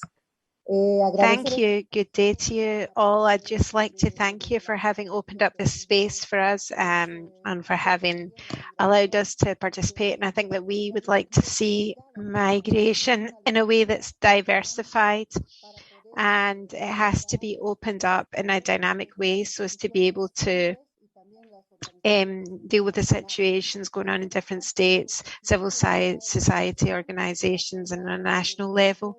And we want to support the economic development of every country, because we know that we have to delve deeper into those aspects. Thank you very much. Muchas gracias, Señora Paucara. Thank you for your suggestions. I will now give the floor to Mr. Colin Raja from the Civil Society Action Committee, and then I will hand the floor back to Ambassador Fatima. So Mr. Raja from Civil Society Action Committee, if you are with us, you have the floor. Thank you very much, Ambassador, and thank you, Excellencies, for the opportunity to address this. And I follow with my fellow colleagues from civil society who have spoken already, and we support them. We have, as a network of Civil Society Action Committee, our members and partners have focused on 5 key areas that we wanted to address in the zero draft or promote for inclusion in the zero draft. And my colleagues have spoken on a number of those, and they will come back on others. I'll focus on 2 specific ones. One on discrimination, and specifically on racial justice. We'd like to offer this language to be included in the draft.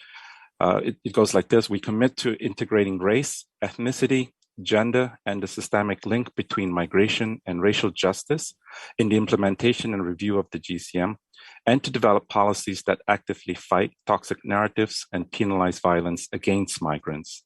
All states should systematically repeal all policies that maintain and institutionalize racial justice. We also have other inputs on other aspects of discrimination, which we will submit accordingly. The other second point we wanted to focus on is to include a specific section on migrants' agency and voice, and this is the language we'd like to propose. We commit to recognizing and encouraging migrant communities' ability to organize and to speak for their own interests, to achieve meaningful advancement in migrants' rights as a precondition to the fulfillment of all GCM objectives.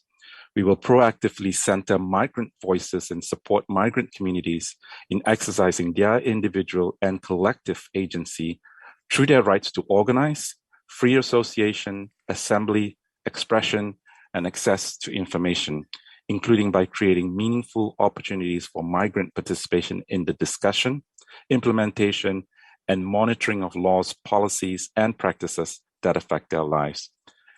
And related to that, we also have an additional paragraph we want to support as we follow our other colleagues from the mayor's mechanism and from the business mechanism and other stakeholders for institutionalized stakeholder engagement. And this is what we'd like to offer.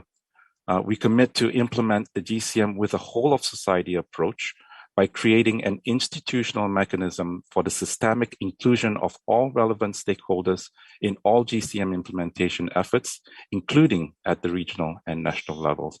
And as I mentioned, we have other comments on other areas that we will be submitting as well to your teams. Thank you, Excellencies. Thank you very much, Mr. Raja, for your contribution and participation and your concrete suggestions, specifically on racial justice and on migrants' agency and voice, that is also echoing comments made by other stakeholders earlier in this conversation. I will now hand the floor back to my colleague, Ambassador Fatima. Dear Rabab, I hand over the floor to you. Thank you. Thank you very much, Olivia. We're having fantastic discussion. It's very, very useful to us. Thank you, everyone, for your very, very useful contribution. We still have a long list of speakers and not much time left. So I'll again appeal to everyone to keep their interventions short. You always have the option to submit your written input. I would now like to call upon the next speaker, Dr. Sarama Chandi, the Lord's Universal College of Education. Ms. Chandi, you have the floor. Dr. Chandi, are you here with us? I don't see her, so we'll move on to the next speaker and we can come back to her again. I'd like to call upon Mr. Gregory Dianzenza of Adept Diaspora. Mr. Dianzenza? Yes, I can see you. Yes, thank you. Please go ahead, sir. Hello, thank you, dear Ambassador, Excellencies, for this opportunity to speak. Dear colleagues, also thank you for listening to me at this moment. For me, I will represent my opinion on behalf of ADAPT and also of course, the African diaspora in its whole. We want to commend you and commend everyone on drafting this document and on this initiative. Of course, we have a couple of comments focusing on the diaspora on its whole, but also specifically on the African diaspora. The diaspora is mentioned in paragraph 32 in the Progress Declaration, which is something we comment and something we of course we comment. But when we look at the recommendations, the diaspora is not mentioned.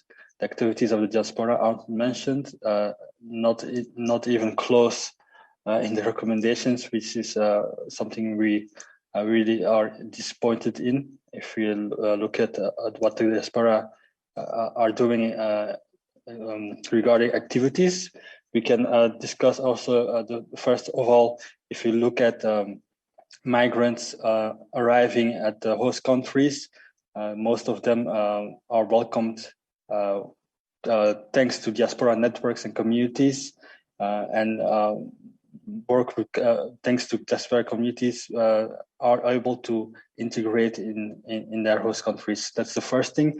And secondly, when we also look at everything that has to do with discrimination and racism, we have seen in the last 2 years that most of the protests were organized by diaspora communities in their host countries, whether it be here in Europe, in the United States, but also in other parts of the world. And not only African diaspora, but also other diaspora. I can already mention the Asian diaspora in the United States. So that's very important things that we think that has to be noted in the recommendations, and the diaspora in its whole has to be included in this document. So thank you very much for listening. Thank you very much, Mr. Dan Zenza, for bringing in the important contribution of diaspora, and we take good note. I would now like to call upon Damaris Rengel.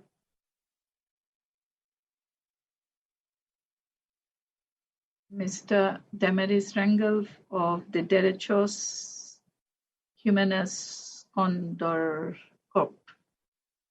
Yes, Madam, you have the floor. Sorry about my apologies for not, my Spanish is extremely bad. Can you please unmute yourself? Yes.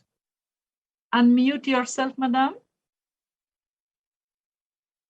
Ms. Rangel, can you unmute yourself? Gracias. Thank you. Muchas gracias. Thank you very much, Ambassador and members of organizations. Having listened to all of the interventions on the part of the colleagues, I think that sincerely it really is important to point out the importance that this opportunity actually has, and this mechanism, this way of work, so as to be able to insist on certain areas. We have to insist on governments actually taking up their responsibilities to minimize structural factors so as to be able to bring about the well-being, incorporation and the integration of migrants in every single one of these countries, whether these are transit or destination countries. And we really do feel that the most vital element of all of this when it comes to being able to bring the Global Compact to fruition is to emphasize education. Programs, education for civil society that right now doesn't have the necessary education. So how are we going to reach that level of education or be able to fulfill all of the human rights that we should be making sure that people are enjoying? And also when it comes to social networks and being able to oblige international organizations and states to follow through on their promises and be transparent. And I do feel that these are all really necessary channels to insist on when we're trying to see states follow through with this in the human rights context, and also more specifically when it comes to migration. And I think that, as my colleagues have said before me, we really should create a system or a commission, or somehow make sure that these are made up by international orgs, governments and civil societies, to make sure that states' roles is more transparent. So I really do notice that states take on these commitments left, right and centre, but when it comes to actually following them through, most of them don't comply with the majority. And so we can say, you know, that we impose power on power, because states manage their economic, tech, finance, policies, you name it, on human beings. So we have to make sure that their obligations are met pro-human being, and we have to really inspect what states are up to. Thanks very much. Hello. Thank you. Thank you very much, Ms. Rengel, for your important contribution. I would now like to call upon Ms. Rengel, if you can mute yourself now. Thank you. I would like to now call upon Ms. Patricia Spadaro of the Climate Mobility Displacement Platform. Ms. Spadaro, you have the floor. Thank you very much, Madam Ambassador, for giving me the floor. I'm speaking on behalf of Secours Catholique Caritas France, and as a steering group member of the Climate, Migration and Displacement Platform, CMTP. Secours Catholique Caritas France is also a member of the Civil Society Action Committee and strongly supports the recommendation put forward by this platform, which are the outcome of our collective work. As we are hitting the road to the first International Migration Review Forum, we wanted to insist on the need to raise the level of ambition of the 2022 IMRF Progress Declaration. Migrant people around the world currently find themselves in the grip of multiple crises, particularly the climate crisis, which make them increasingly vulnerable. International cooperation is thus more necessary than ever. There will be only one first IMRF to reaffirm the relevance of the GCM in this area and to set the tone for its implementation.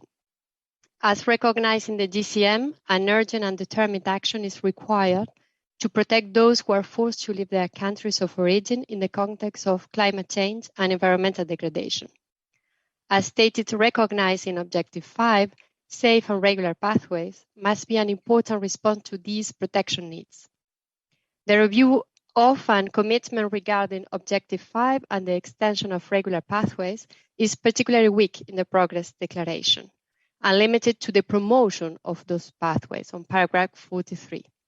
On the topic of climate change and environmental degradation, the focus seems to be on the drivers of migration rather than on the needs of safe and regular pathways, as on paragraph 23, which falls short of the GCM's ambitions.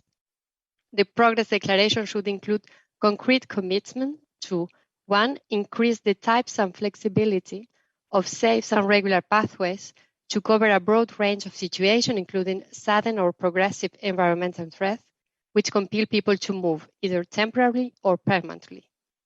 2. Ensure that those pathways are applied consistently and in a predictable manner. 3. Condemn any instrumentalization of those pathways for the benefit of restrictive migration policies.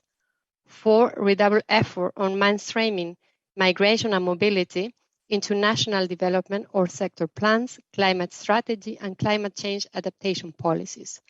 And finally, 5, promote the inclusion of safeguards to ensure that climate policy do not adversely impact human rights and create forced displacement, particularly of indigenous communities. These provisions are essential to consolidate a strong human rights-based approach vis-à-vis the needs of those moving in the context of climate change and environmental degradation that is coherent with the guiding principles of the GCM. Thank you very much.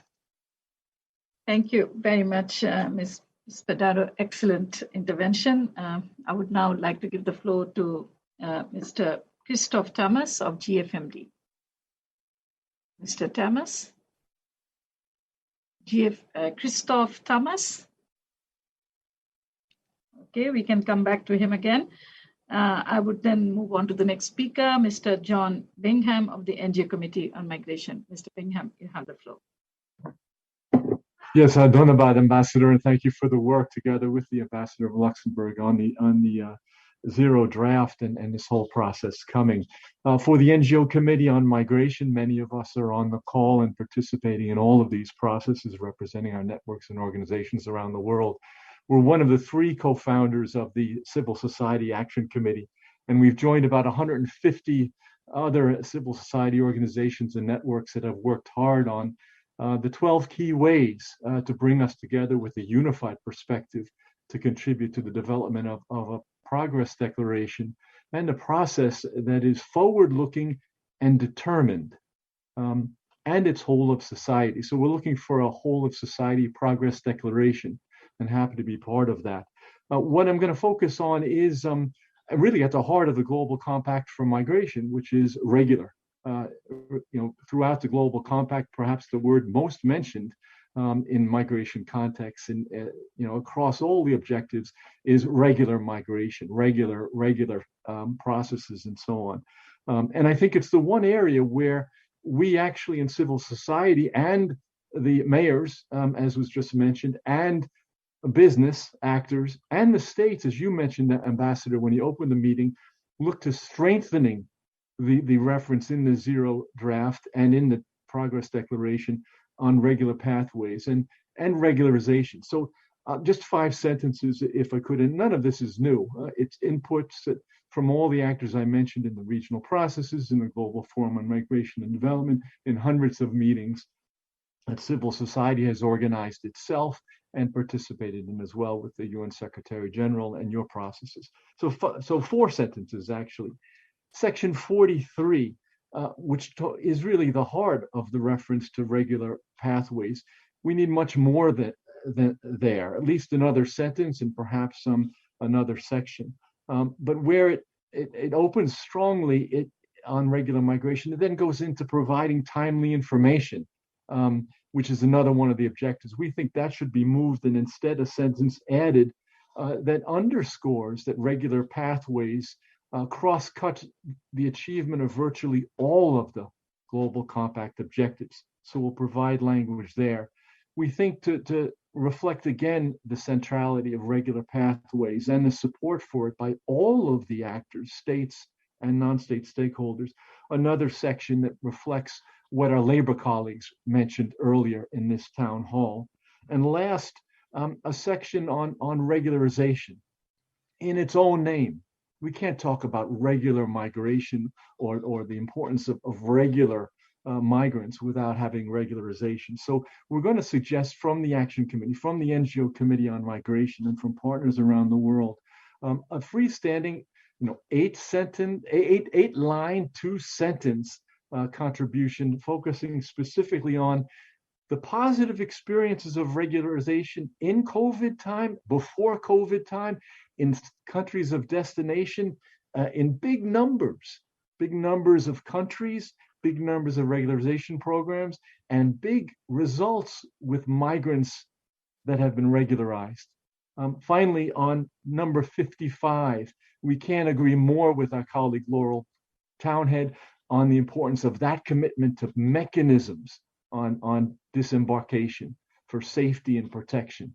Thank you very much, Ambassador. Dhanyabad. Dhanyabad, Mr. Bingham. Thank you very much for your very, very useful and specific comments. Well noted. I would now like to give the floor to Ms. Michelle Lovoy from the Platform for the International Cooperation on Undocumented Migrants. And with that, I will also be handing over the floor back to Ambassador Mays. Thank you very much. Ms. Thank Lovoy, you very much. Have the floor. Yes, thank you very much, ambassadors, for your leadership and convening us again on this. PICUM is a member of the Action Committee, and one of the points that I wanted to make is what John Bingham had just made, the whole iteration on regular pathways and regularization. So I would like to just say, to save time, we would firmly support those points on regular pathways and regularization. The other 3 things that I want to briefly refer to are ways to strengthen the references to some points on undocumented migrants, and also to be aware of where they could be slightly adapted. The first one is on access to services regardless of status. So one of the key hallmarks of the GCM is that it recognizes that undocumented migrants have human rights, and this is also referred to in the beginning of the Progress Declaration, which is very much welcomed. And there are several mentions in the Progress Declaration to ensuring to progress that member states have made in ensuring access to services regardless of status. And this is also taken up again in Recommendation 38 at the end, where it's ensuring that all migrants, regardless of their migration status, would be granted access to essential services and continuity of care. While we very much welcome this and all of the other references, we think that on this one it could be strengthened because there are numbers of member states that actually provide migrants, regardless of status, access to healthcare. They've been doing it for decades already, particularly in the European Union region. And we might also look to some of the wording that was in the outcome document from the WHO high-level meeting on migration and health, which just finished last week, in which they call for migrants, regardless of status, to have access to quality healthcare, including mental health care, psychosocial support, medicines, and vaccines without exposure to financial hardship, as enshrined in the right to health. So these were more than 50 member states of the European region that agreed on that language. The second point is best interests of the child. We couldn't find it. This would be very good to highlight. I think that there's some references, obviously, to children, including the fact in paragraph 26 that efforts are being made by states to reduce immigration detention, to end child immigration detention in line with international law. Extremely important that that particular sentence is in there, that it's recognized that children who are being detained are not in line with international law. So it would be good to strengthen this, and we'll make some suggestions. And then the last point is on detention, smuggling, and return. On detention, so there were a couple of references throughout the text to this progress made in reducing immigration detention, implementing non-custodial alternatives. But we actually see 2 years after the start of the pandemic, there's more and more people being detained, and de facto detention without any legal safeguards, any judicial overview is also rising. So we didn't see anything in the recommendations on ending detention. We only saw this in the progress made. So we would actually recommend putting in a paragraph that say that states should double their efforts to work towards ending detention of children immediately. And in line with the Action Committee, we would recommend ending detention. This is actually what civil society calls for in the 12 Ways paper. This is the most progressive reading that we've ever had on detention. But to do this, you need to do it with non-custodial community-based alternatives. The second point on migrant smuggling and humanitarian assistance, we reiterate the calls that many on the call today have made, that people who provide humanitarian assistance at borders, inland, should not be penalized. They should not be criminalized. And so there is a very welcome mention to introduce the element of material or financial gain in the element of the crime definition in the paragraph on smuggling. We would actually suggest a further nuance referring to undue financial profit, because financial gain could be interpreted as professionals earning their living, lawyers, etc., who might actually be penalized. And the last point is on simplifying procedures and modernization of border crossing points. While there is a welcome reference to simplifying these procedures, it could reduce regular pathways and fundamental safeguards. So we recommend introducing language which clarifies that any simplifying of procedures at borders should not be done at the expense of migrant rights and regular pathways. Thank you very much.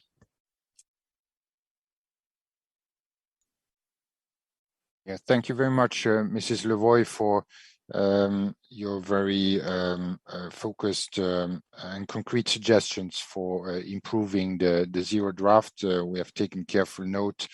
And again, I would share everyone to I would encourage everyone to share these elements also, if possible, in written, also with our experts, and in general also on the migration hub, where we have a dedicated space also for sharing concrete suggestions.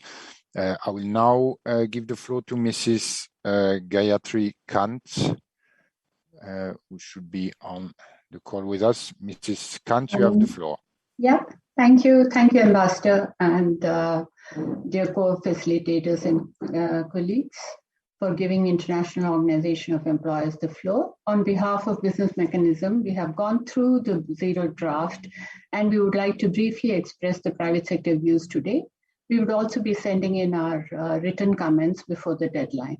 We greatly appreciate receiving the draft, which is a solid basis for taking forward the implementation. Let us recollect briefly the remarks made by the UN Secretary General not long ago on the importance of inclusive approach in ensuring effective implementation of all aspects of the Global Compact for safe, orderly, and regular migration. At each and every migration forum, we have heard the importance of two important approaches as critical to any meaningful implementation: the whole of government and the whole of society approach. However, from the zero draft, it is not clear how these approaches would be put in practice.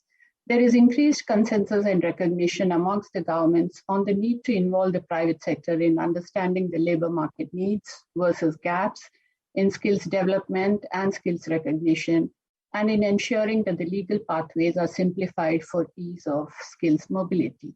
However, this recognition is missing in the text. We recommend including in para 38 language that acknowledging through implementation of the Global Compact is the responsibility of the member states. Enhanced efforts would be made to build capacities of the private sector and partner with them as the major job providers for migrant workers in meeting the GCM objectives. Then we would also recommend an increased recognition for use of technology to simplify the migration processes, mapping skills shortages and availability. This would be a welcome inclusion as well. And para 48 of the text recognizes the need to integrate migration as a cross-cutting issue in national development plans and other relevant frameworks, develop ambitious national implementation plans, and promote international cooperation and partnerships to implement the Global Compact. Without an inclusive discussion with the private sector at even the national level implementation, along with other stakeholders like this local government, civil society organizations, and migrant communities, to bring their voice and expertise to the table, we will probably be having the same discussions all over again.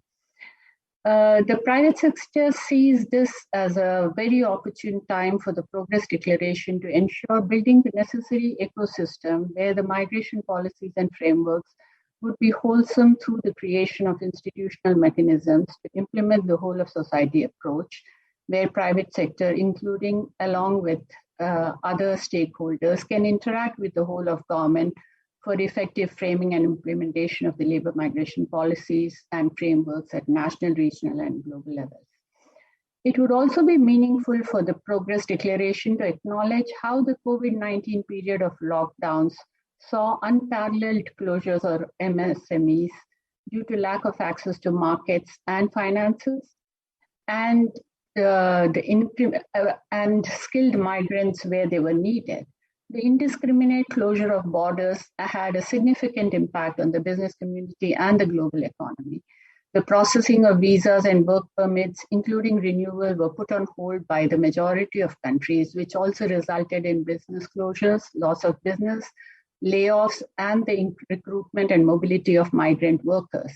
This acknowledgement would help understand to a greater extent how to build in the necessary safety nets in the national labor migration governance to deal with any such future emergencies. To conclude, let me add the phrase, making migration work with all, to what the UN Secretary General had remarked, making migration work for all. Let us include actively stakeholders like private sector and others for meaningful implementation of the GCM. Thank you for this opportunity. Thank you. Thank you very much, Mrs. Kant, for bringing in the perspective of the private sector and businesses, which is a very important part of the conversation. I will now give the floor to Mrs. Genevieve Gencianos, representing Public Services International. Mrs. Gencianos, you have the floor. Thank you very much, Ambassador and co-facilitator. I speak on behalf of PSI, which is the Global Federation of Public Sector Trade Unions, and also part of the Council of Global Unions. It is important to set the Progress Declaration in the context of lessons we learned from the pandemic crisis, but also bearing in mind that we also have the equally urgent climate crisis and the ongoing conflicts, not just in Europe, but in many parts of the developing world, all of which require our attention and response as we deal with the root causes and structural drivers of migration. Anchored on the cross-cutting and interdependent guiding principles and working on the 23 objectives of the GCM, we must advance our progress in the GCM by not just returning to normal, but a fair, coherent, people-centered, rights-based, gender-responsive, and child-sensitive normal, addressing all the deeply rooted inequalities that were laid bare by the pandemic. Labor has laid out 5 key demands for this first IMRF, which my colleagues have elaborated and which I summarize. 1, collective worker voice and representation, particularly freedom of association and the right to organize and collectively bargain. 2, commitment to decent work, inclusive and quality public services, and sustainable development to address the root causes and drivers of migration, including in the response to the climate crisis. 3, non-discrimination in access to human and labor rights, social protections, universal health care, including access to vaccines. 4, supporting rights-based channels for regular migration. And 5, promoting just, fair, and rights-based models for labor migration and the rejection of temporary circular migration that undermine workers' rights and sustainable development. Speaking on behalf of public service workers who stayed on the front lines fighting the pandemic in our cities, municipalities, and national governments, including among them migrant health and care workers who are predominantly women, we cannot overemphasize the importance of building the agency of women and equal treatment and respect for their human and labor rights, including access to social protection and health care. Evidence shows how migrant health and care workers disproportionately suffered higher infections and deaths due to the lack of access to these rights, and we have the data and evidence to support this. While we recognize the importance of skills recognition and supporting the mobility of skills, especially in the health sector, this must not be done at the expense of developing countries who are being drained of these skills and at the expense of the right to health and universal health coverage.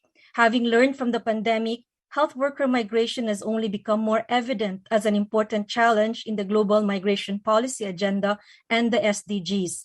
We must tackle this challenge by beginning with rights-based, fair, and ethical recruitment with the genuine participation of all stakeholders and through social dialogue in order to arrive at a fair and just labor migration policy in the health sector. Thank you very much, Ambassador. Over to you. Thank you very much, Mrs.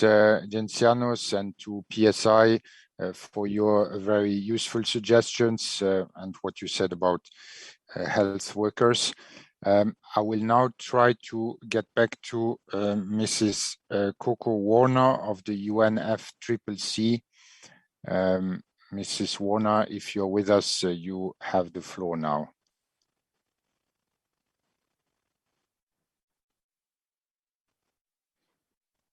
We will try again maybe later. I'm conscious that we are past the time that we had initially set, but we can accommodate the speakers that have informed us about their wish to intervene, and we can close the speakers list now. I will now give the floor to Mrs. Carolina Gotardo, representing International Detention Coalition. Mrs. Gotardo, you have the floor. Many thanks, and hello to everyone. Thank you to the co-facilitators for the work on the Zero Draft and organizing this meeting. I'm here representing the International Detention Coalition, which is a global coalition engaging on regional and national level in terms of GCM implementation and also with the states. We are also one of the co-leads of the working group on alternatives to detention of the UN Network of Migration, supporting the implementation of Objective 13 of the GCM. We welcome the reference at the beginning of the draft on the GCM guiding principles and the reiteration of the importance of upholding the rights of migrants, regardless of immigration status, and the links with the SDGs. But to strengthen the implementation of the GCM post-IMRF, the Progress Declaration should provide a specific and practical ways forward to ensure the guiding principles are present in all GCM implementation efforts, with specific commitments from states with a view to an actual effect on the lives of migrants well beyond the IMRF, and this is currently missing in the draft. It is positive that the draft touches upon some areas where progress has been achieved and challenges. However, examples are scattered and then there are gaps on fundamental issues. This includes, for instance, the lack of explicit reference to racism and xenophobia, as well as gender-responsive and child-sensitive approaches in practice, where more needs to be done. We have some procedural concerns with regards to the section on the roundtables, as it seems to preempt inputs that the states and stakeholders will be providing and discussing during the IMRF and the roundtable discussions. Specifically on Objective 13, in the context of responses to the pandemic, there was momentum in terms of governments reducing or stopping the use of immigration detention, and practice show how migration can be governed without immigration detention, and open opportunities for alternatives to detention, advancing the implementation of Objective 13. But in many contexts, some of these practices coexisted with very worrying trends, including expansion of detention and including situations of destitution and lack of access to services and rights for those released from detention. We have also witnessed an overall trend towards increased criminalization practices, including detention, and a lot of those promising practices have not been sustained beyond. So a lot remains to be done on this. The Secretary General report in the section F comprehensively addresses both progress and challenges on Objective 13, providing a framework that sets out further opportunities for collaborative work. And we are very ready to support with language suggestions specifically on detention and Objective 13. We are surprised not to see a clear reference to the efforts of the working groups of the UN Network on Migration, as some of them have explored whole of government and whole of society approaches, particularly on our focus area, which connects with Objective 13. There have been 3 global peer learning exchanges co-hosted by the network and member states, which have engaged government actors and stakeholders, and quite concrete efforts towards that implementation.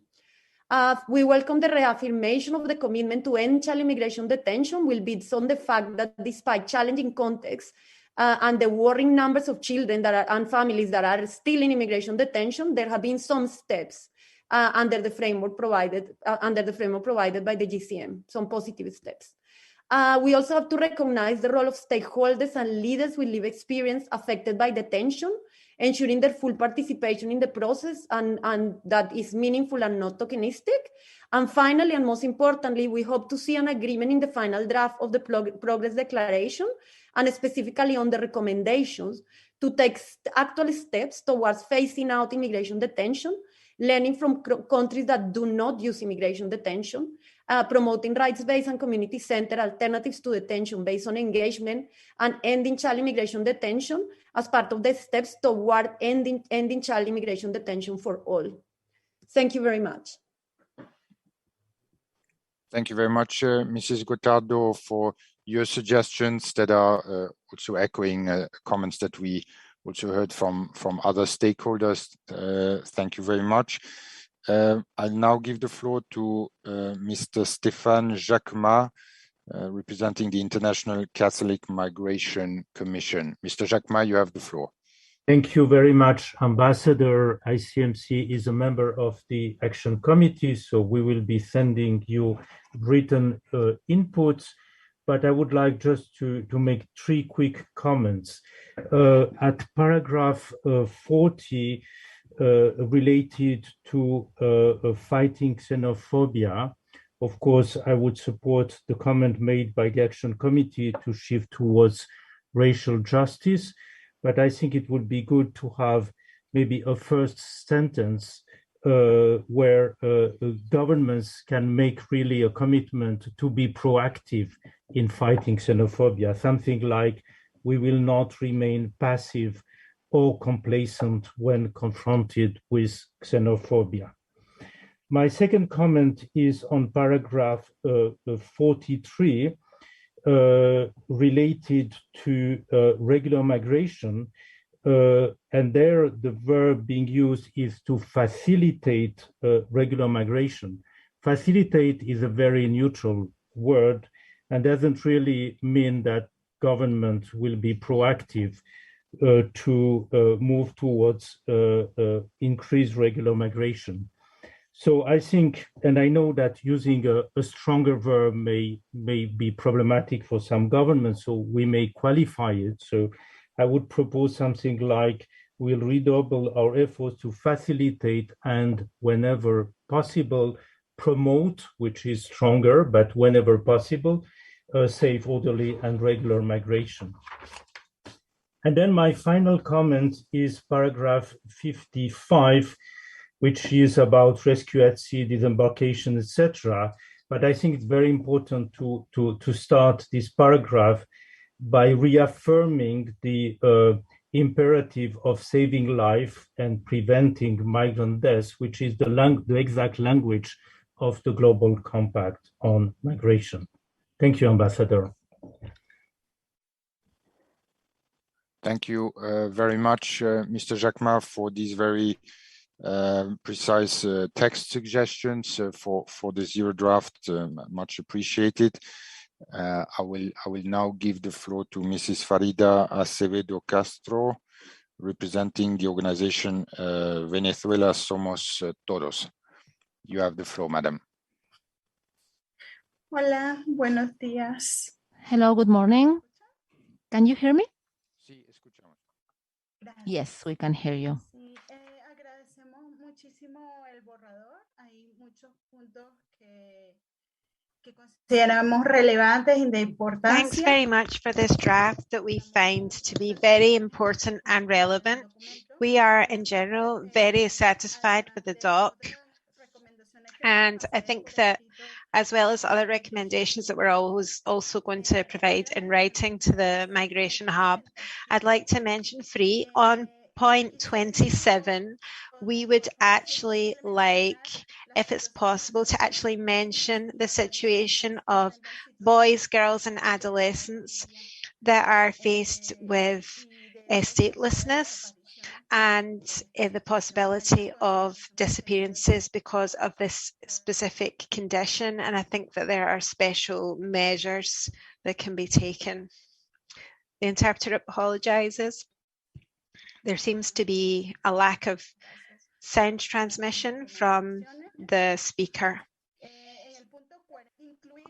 On point 40, we should include this within the processes of international reclusion.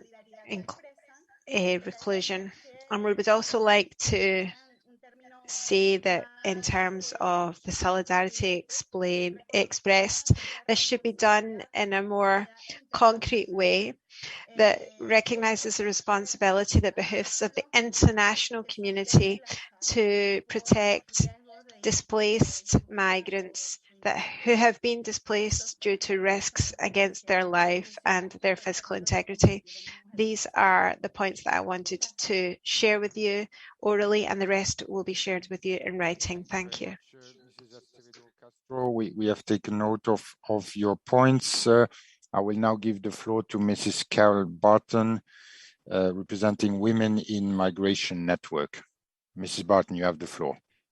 Thank you very much. I want to start with a real thank you to you as co-facilitators for the task you've taken on, and also for opening the space for civil society. We feel that you've been listening and heard us, and we want to thank you and the UN Network and the General Assembly. We are part also, I'm with the Women in Migration Network, and we're also part of the Global Coalition of Migration, which will soon be releasing a spotlight report, which we'll share with you. And we've also been in contact and conversation with the Action Committee and echo many of the statements that have been made today. We know how hard it is for you all to come up with a concise document and also balance many things. And yet we have a real concern that the principles, the guiding principles are mentioned at the start and not reflected throughout in the ways that are experienced by migrants. And I want to echo what Laurel said, that migrants are human beings and we need to see them in that way. And so for us as a network that is working on the rights of women and girls and gender nonconforming people in migration in all their diversity, we feel that this zero draft is really letting women down, because despite the fact that it mentions the importance of women and girls in their diversity in a couple of paragraphs, there's still too much of a tendency to sort of check a box. We've mentioned this here without showing how that is demonstrated in each of the principles of the Global Compact. We have been part of the expert working group with UN Women in developing their policies and practices for gender responsive implementation of the Global Compact. And it's very clear from the work that's been done there that this is something that needs to happen at national level in response to all of the principles. So we will be working with you all and with others in making that more specific throughout the document, and we'll submit that in writing. We also want to say that in terms of the overview of progress made, it's a bit confounding, as it mentions areas where states have taken action, but doesn't say which states, how many states. So it, in some ways, it feels like there's a lot greater progress than what we're observing. I feel like there have been important steps taken that need to be recognized. But the fact is that 4 years after Marrakesh, migrants are much worse off. Borders and xenophobia have hardened. There are more expulsions, criminalization, pushbacks. Those who assist migrants are being criminalized. Migrants who have provided essential work during the pandemic have not seen the recognition of this through regularization or better working conditions. Migrants in global South nations still don't have adequate access to COVID vaccines. Public health systems are decimated and in many cases continue to exclude irregular migrants from healthcare services. Many migrant workers were left stranded and often experienced wage theft. And yet states want to get back to normal without addressing the deep fissures that were made visible by the pandemic. And this is really barely acknowledged in the Progress Declaration. In recognizing the important gains, we haven't really honestly reckoned with what is happening. Finally, we echo what people have said, that we feel that the recommendations must be much bolder. We would encourage an organization of the document not around the roundtables, which, as several colleagues have mentioned, means that points come up in a very diffuse way here and there. But we want to echo the concerns raised today to really focus on labor migration and labor rights, to focus on regular pathways and regularization, to focus on climate-related displacement and regular pathways for those who have to migrate for those reasons, and a focus on anti-discrimination. And we echo calls for a real intentional naming of racism and action to work on that. So we think that in recommendations, for example, I want to echo issues raised by our colleague Philippe from the Domestic Workers Federation, that one of their members said, for us, the real pandemic is kafala, not COVID. A real recommendation could be, ending these kinds of sponsorship programs for migrant workers that so deeply exploit women, migrant workers. And it shows how that is gendered. It's very concrete and specific, and it's a measurable indicator that we could move forward on. So that's just one example of what we mean by showing how gender shows up in labor rights in a concrete way. Thank you so much for the work that you're doing. We really appreciate your creating this space for us. Thanks very much. Thank you very much, Mrs. Barton, for your very substantive input and your suggestions. We have taken careful note of this. And I now give the floor to Mrs. Kate Barth, representing the International Center for Non-Profit Law. You have the floor, madam. Thank you, Ambassador, and thank you for hosting this important town hall meeting. As mentioned, I'm with ICNL, which is an organization that focuses on civic space globally, especially for vulnerable groups. So this issue of migrant inclusion, migrant participation, and migrant groups' ability to freely exercise their rights to association, assembly, and expression has been prioritized both in the Secretary General's report, which named promotion of inclusive societies as one of its 3 priority areas for the IMRF, and by civil society itself. Even today, a number of my colleagues have already spoken to the importance of enhancing migrant voice, agency, participation, and supporting migrant organizations. However, despite the prioritization of migrant participation and civil society engagement, and despite the GCM's own call for a whole of society approach, right now the zero draft of the Progress Declaration is completely silent on this issue. And this failure to address migrants' voice and participation in the Progress Declaration is truly a critical omission, both because the ability of migrants and migrant-allied civil societies to exercise their civic freedoms is increasingly under threat around the world, and because without migrant and migrant-allied civil society participation, the GCM objectives will not be achieved.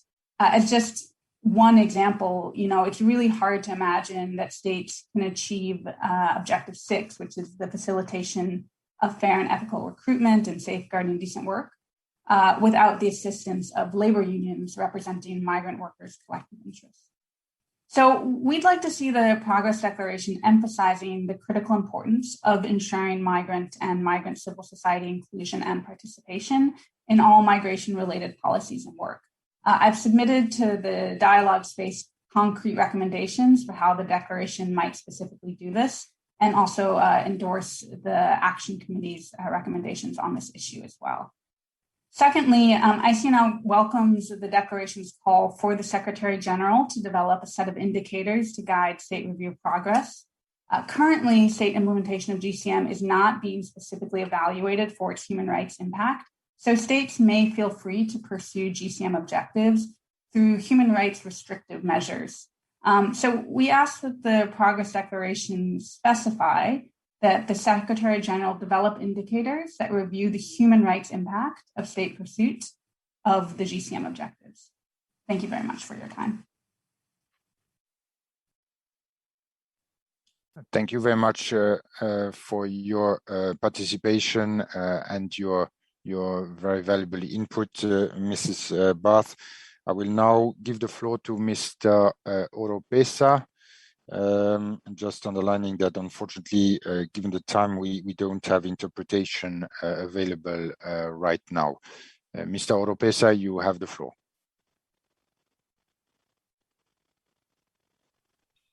Sí, muy buenas gracias. Yes, thank you very much, Mr. Ambassador Oliver Mass, for moderating this meeting today.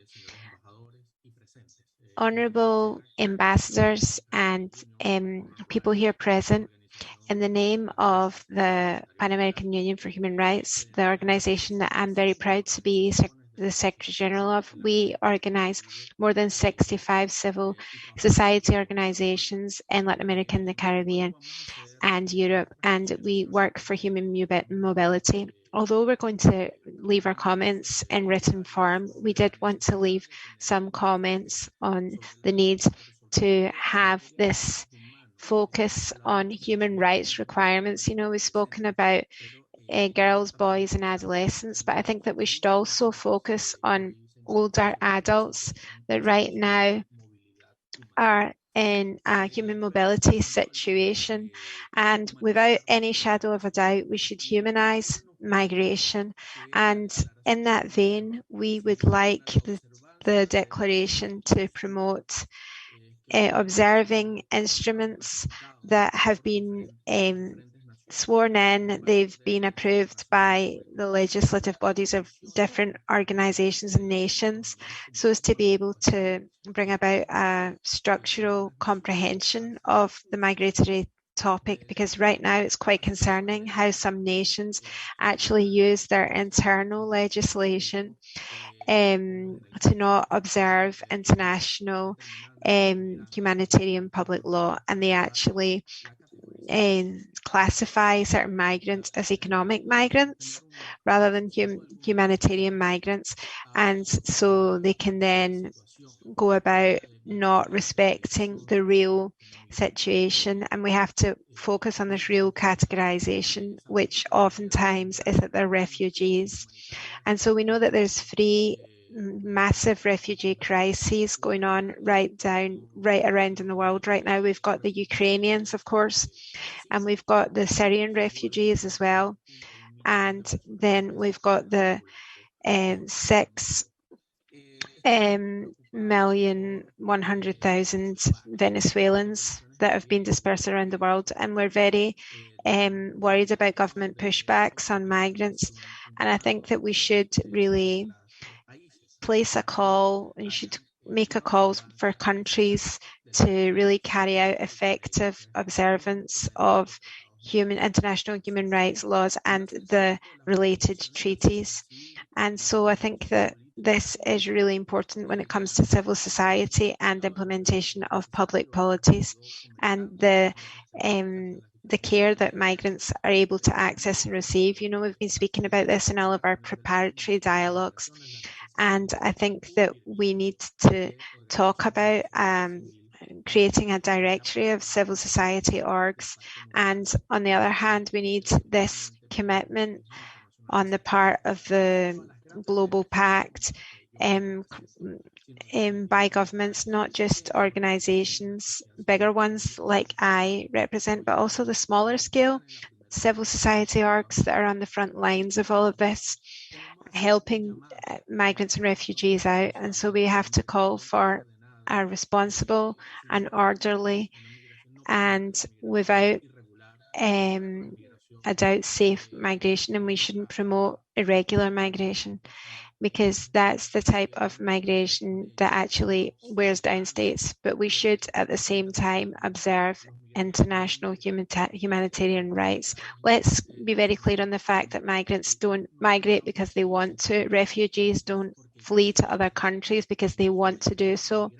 In their vast majority, they're migrants, they're refugees that right now need observance of humanitarian and solidarity principles being upheld, and they need to be able to rely on that international protection. And within that international protection, we do place particular emphasis on the fact that a call should be put out for migrants and refugees to have access to healthcare, education and work, and the humanization of migration. We welcome everything that's been put forward for the process of monitoring, and we hope to continue working effectively with the international orgs so that through these indicators we're able to, in an exponential way, present the results and the skills of organised international orgs who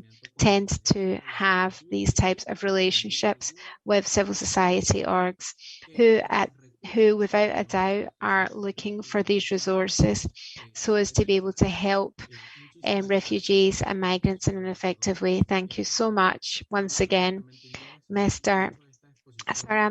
Ambassador. I speak fluent English, but I wanted to make this intervention in Spanish. I think we have to defend our own mother tongue, and I think we should defend the opportunity to be able to also intervene in Spanish so that we can help those 6,100,000 Venezuelan migrants to feel included.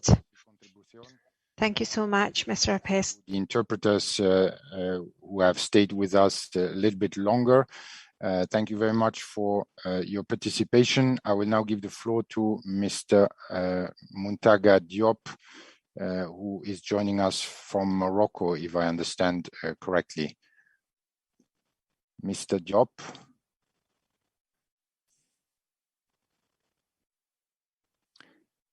Mr. Diop doesn't seem to be with us right now, so I will go to the next speaker on the list, Mr. Hello. Mr. Diop, yes, we can hear you. You have the floor. Yeah, I just want to can I speak in French? This translation. It's possible for me to speak French?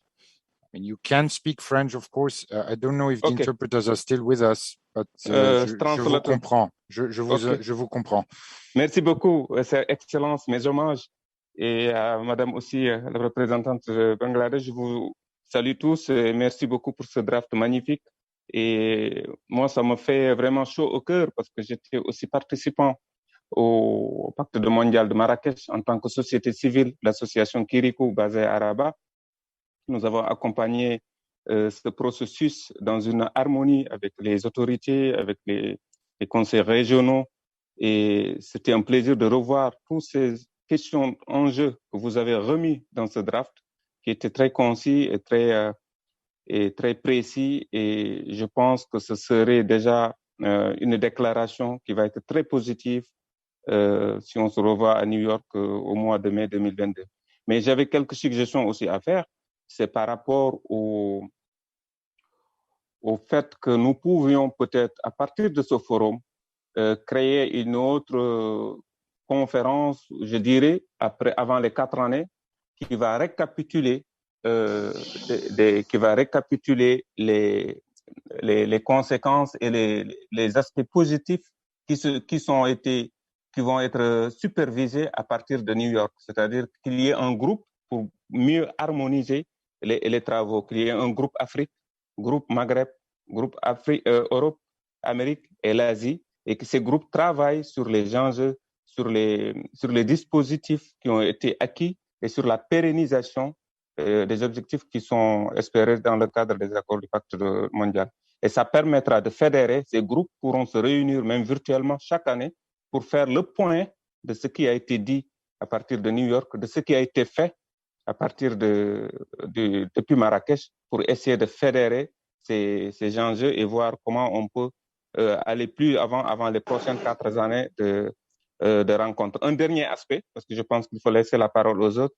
Le dernier aspect que je voulais souligner aussi, c'est au niveau des États. Il faut peut-être essayer aussi d'impliquer le maximum le problème des statistiques, parce que quand je pense aux objectifs numéro 1 du pacte mondial, notamment les statistiques, on a vu qu'au Maroc, au niveau de l'Union africaine, nous avions déjà mis en place l'Observatoire africain des migrations, qui va concerner surtout les statistiques, et peut-être il faut s'inspirer de cet organisme africain qui aujourd'hui va se spécialiser sur les chiffres, les données statistiques de la migration. Peut-être que ces groupes que nous allons créer aussi à New York peuvent avoir des groupes comme l'Europe, l'Amérique, le Maghreb, pour travailler aussi sur des statistiques. Et j'ai une pensée enfin émue pour déplacer en ce moment même de l'Ukraine. Et ces hommes et femmes qui se déplacent, nous leur disons toute notre solidarité. Et aussi peut-être avoir un groupe de réflexion au niveau du Forum international sur les questions liées aux géopolitiques et aux guerres, où tout part de là, où ça peut bousculer tous les agendas et les questions concernant l'immigration et les déplacements. Je vous remercie.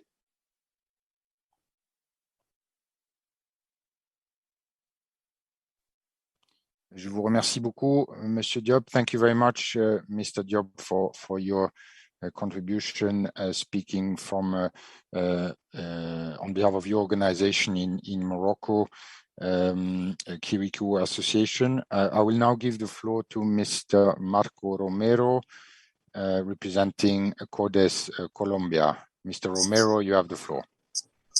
Bien, muchas gracias, señor embajador, por esta oportunidad de participar en la consulta para la producción de esta declaración de progreso sobre el Pacto Mundial.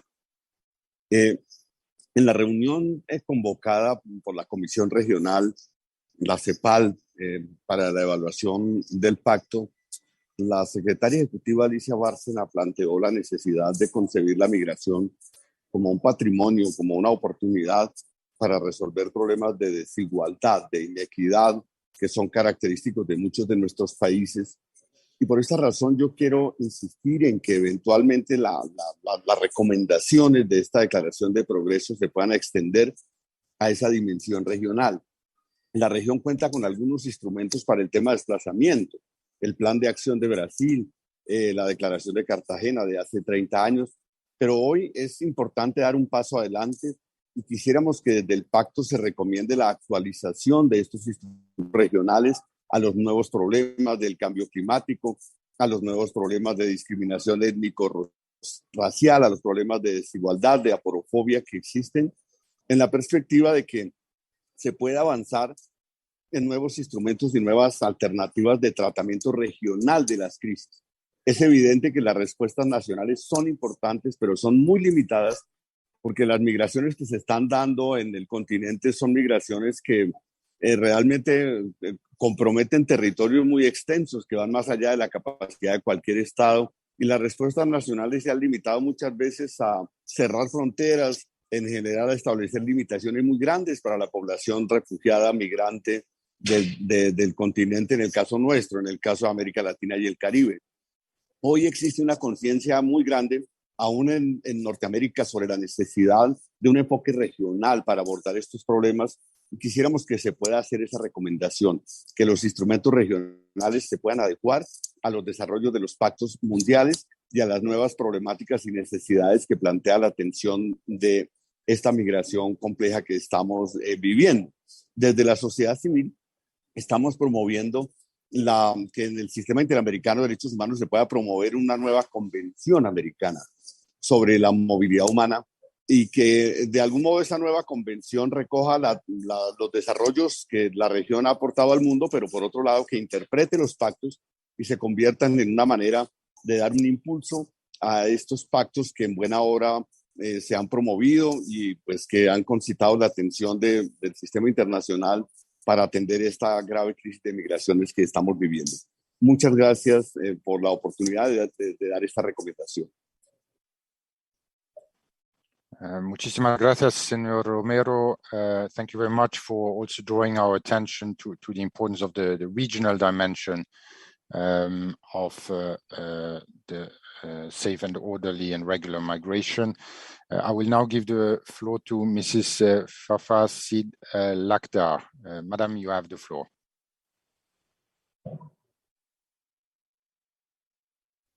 We can't hear you. I think you need to unmute yourself, Madam.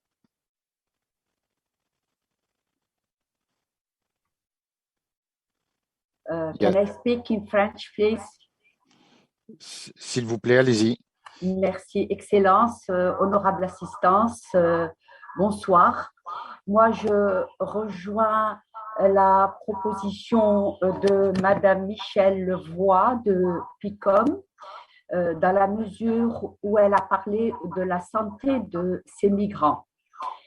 Comme nous le savons tous, le pacte est intervenu bien après la Déclaration universelle des droits de l'homme en 1948, et bien après le pacte international sur les droits sociaux, qui tous prévoient le droit à la santé à toute personne, sans distinction, qu'elle soit nationale ou migrante. Donc, moi, j'aimerais bien savoir si la représentante de l'OIM dans chaque État, puisque l'Organisation internationale de la migration existe dans chaque État des Nations Unies, est-ce que cette organisation a fait un bilan sur la prise en charge des migrants post ou pendant la pandémie? C'est une pandémie planétaire et je suis persuadée que nous ne l'attendons pas. Y aura-t-il peut-être une autre pandémie? Parce que le siècle passé, nous avons connu la fièvre espagnole. Ce siècle, c'est le Covid. Y aura-t-il une autre pandémie planétaire? Qu'a-t-on prévu pour une prise en charge de ces migrants? Et puis, je fais aussi une petite remarque sur une de nos amies qui a intervenu et qui a parlé des migrants diplômés. Non, les migrants diplômés, ils constituent une diaspora, ils vivent grâce à leur diplôme et à leur situation, ils ont des familles, ils ont un salaire et ils sont parmi les nationaux du pays de l'accueil. Il faut se focaliser vers les migrants qui souffrent parce qu'ils ont quitté le lieu peut-être par désespoir, par la guerre, par la misère. Il faut, je pense, se focaliser vers ce groupe de migrants et je vous remercie. Merci beaucoup, Madame Lagdar, pour votre contribution. Thank you very much. And apologies again that we have to continue without interpretation. I will now give the floor to Farah Al-Abdallah, representing the Cross-Regional Center for Refugees and Migrants. I don't see you on the screen, but if you are with us, the floor is yours. And if you can make your presentations in English from now on so that we have a maximum of people understanding, we would be very grateful. I will now give the floor to Mr. Ibrahim Modi, representing the NGOs Forum. Mr. Modi, are you still with us?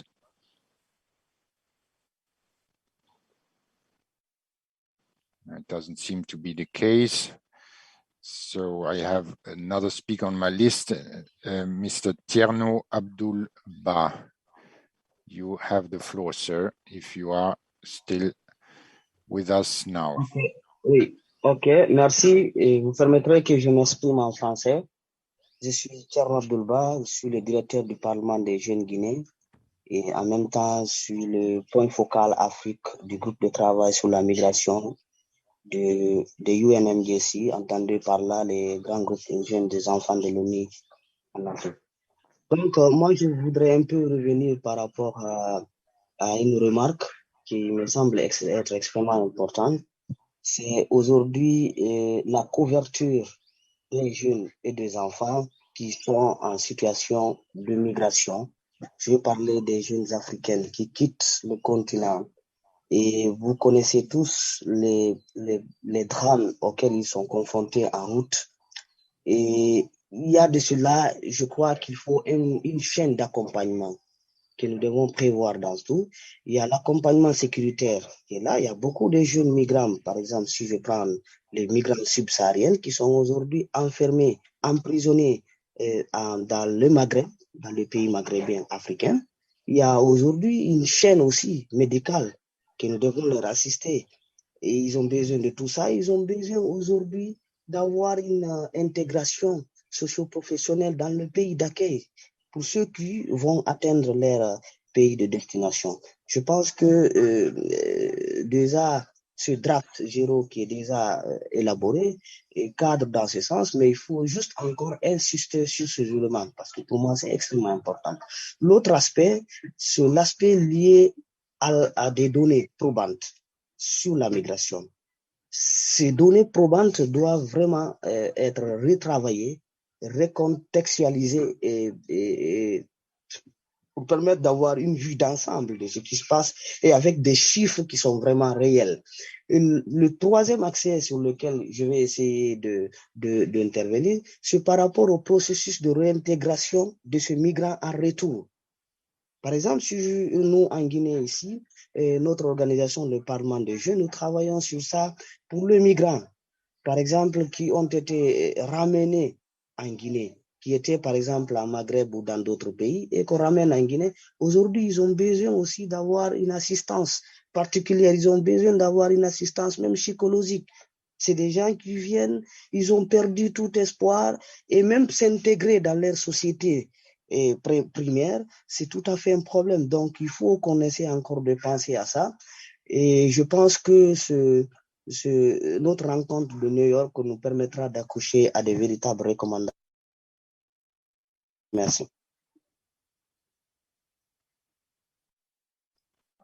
Merci beaucoup, Monsieur Ba. Thank you very much for your contribution, also highlighting the importance of data, of migration data, and also of the reintegration of migrants. You were the last speaker on my list. I would just ask if there's anybody who wanted to intervene. I see Mr. Laxman Basnet, who was earlier on our speakers list. Mr. or Mrs. Basnet, you have the floor. Thank you, Mr. Ambassador. I just want to point out only one aspect of the migration, that right to organize should be very forcefully written there. And it is the second thing I would like to say is the wage theft is a big issue, and I would like to request that it is the responsibility of the employer to pay the workers for their services, what they provide in destination countries. Thank you very much, sir.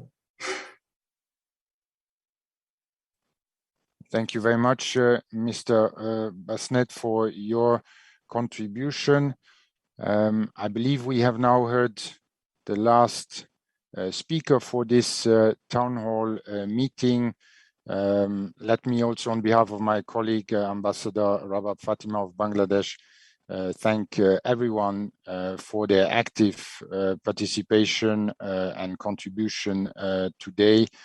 The success of the progress declaration for the first International Migration Review Forum that we are working on depends on our shared commitment in line with the objectives of the Global Compact, its guiding principles, as well as its 360-degree vision. And a lot of your interventions today reminded us of some of these guiding principles and some of the objectives of the Global Compact that we have to take fully into account while working on the Progress Declaration.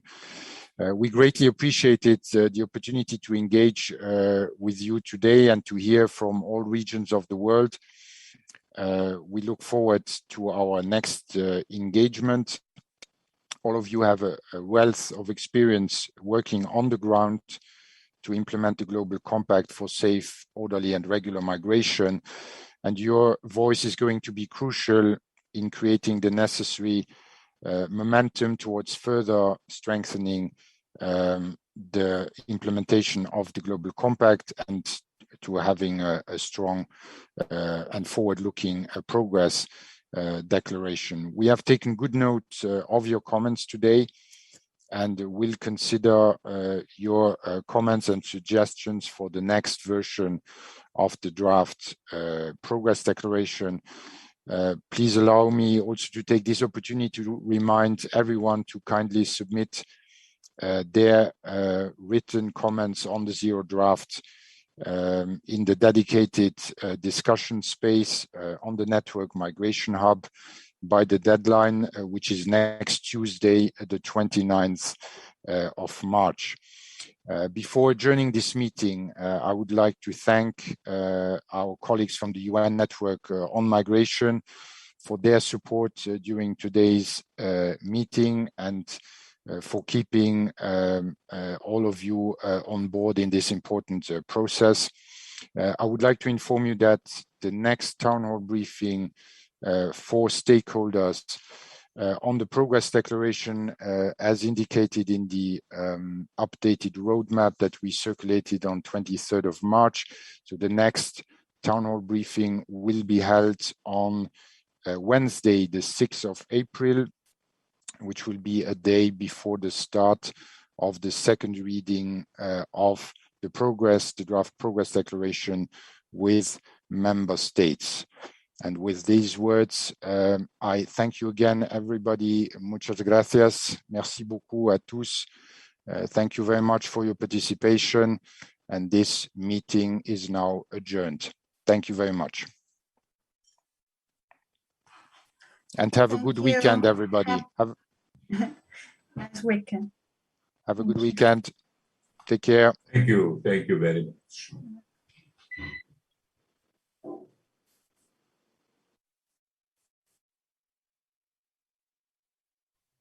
Merci, au revoir à tout le monde. Merci.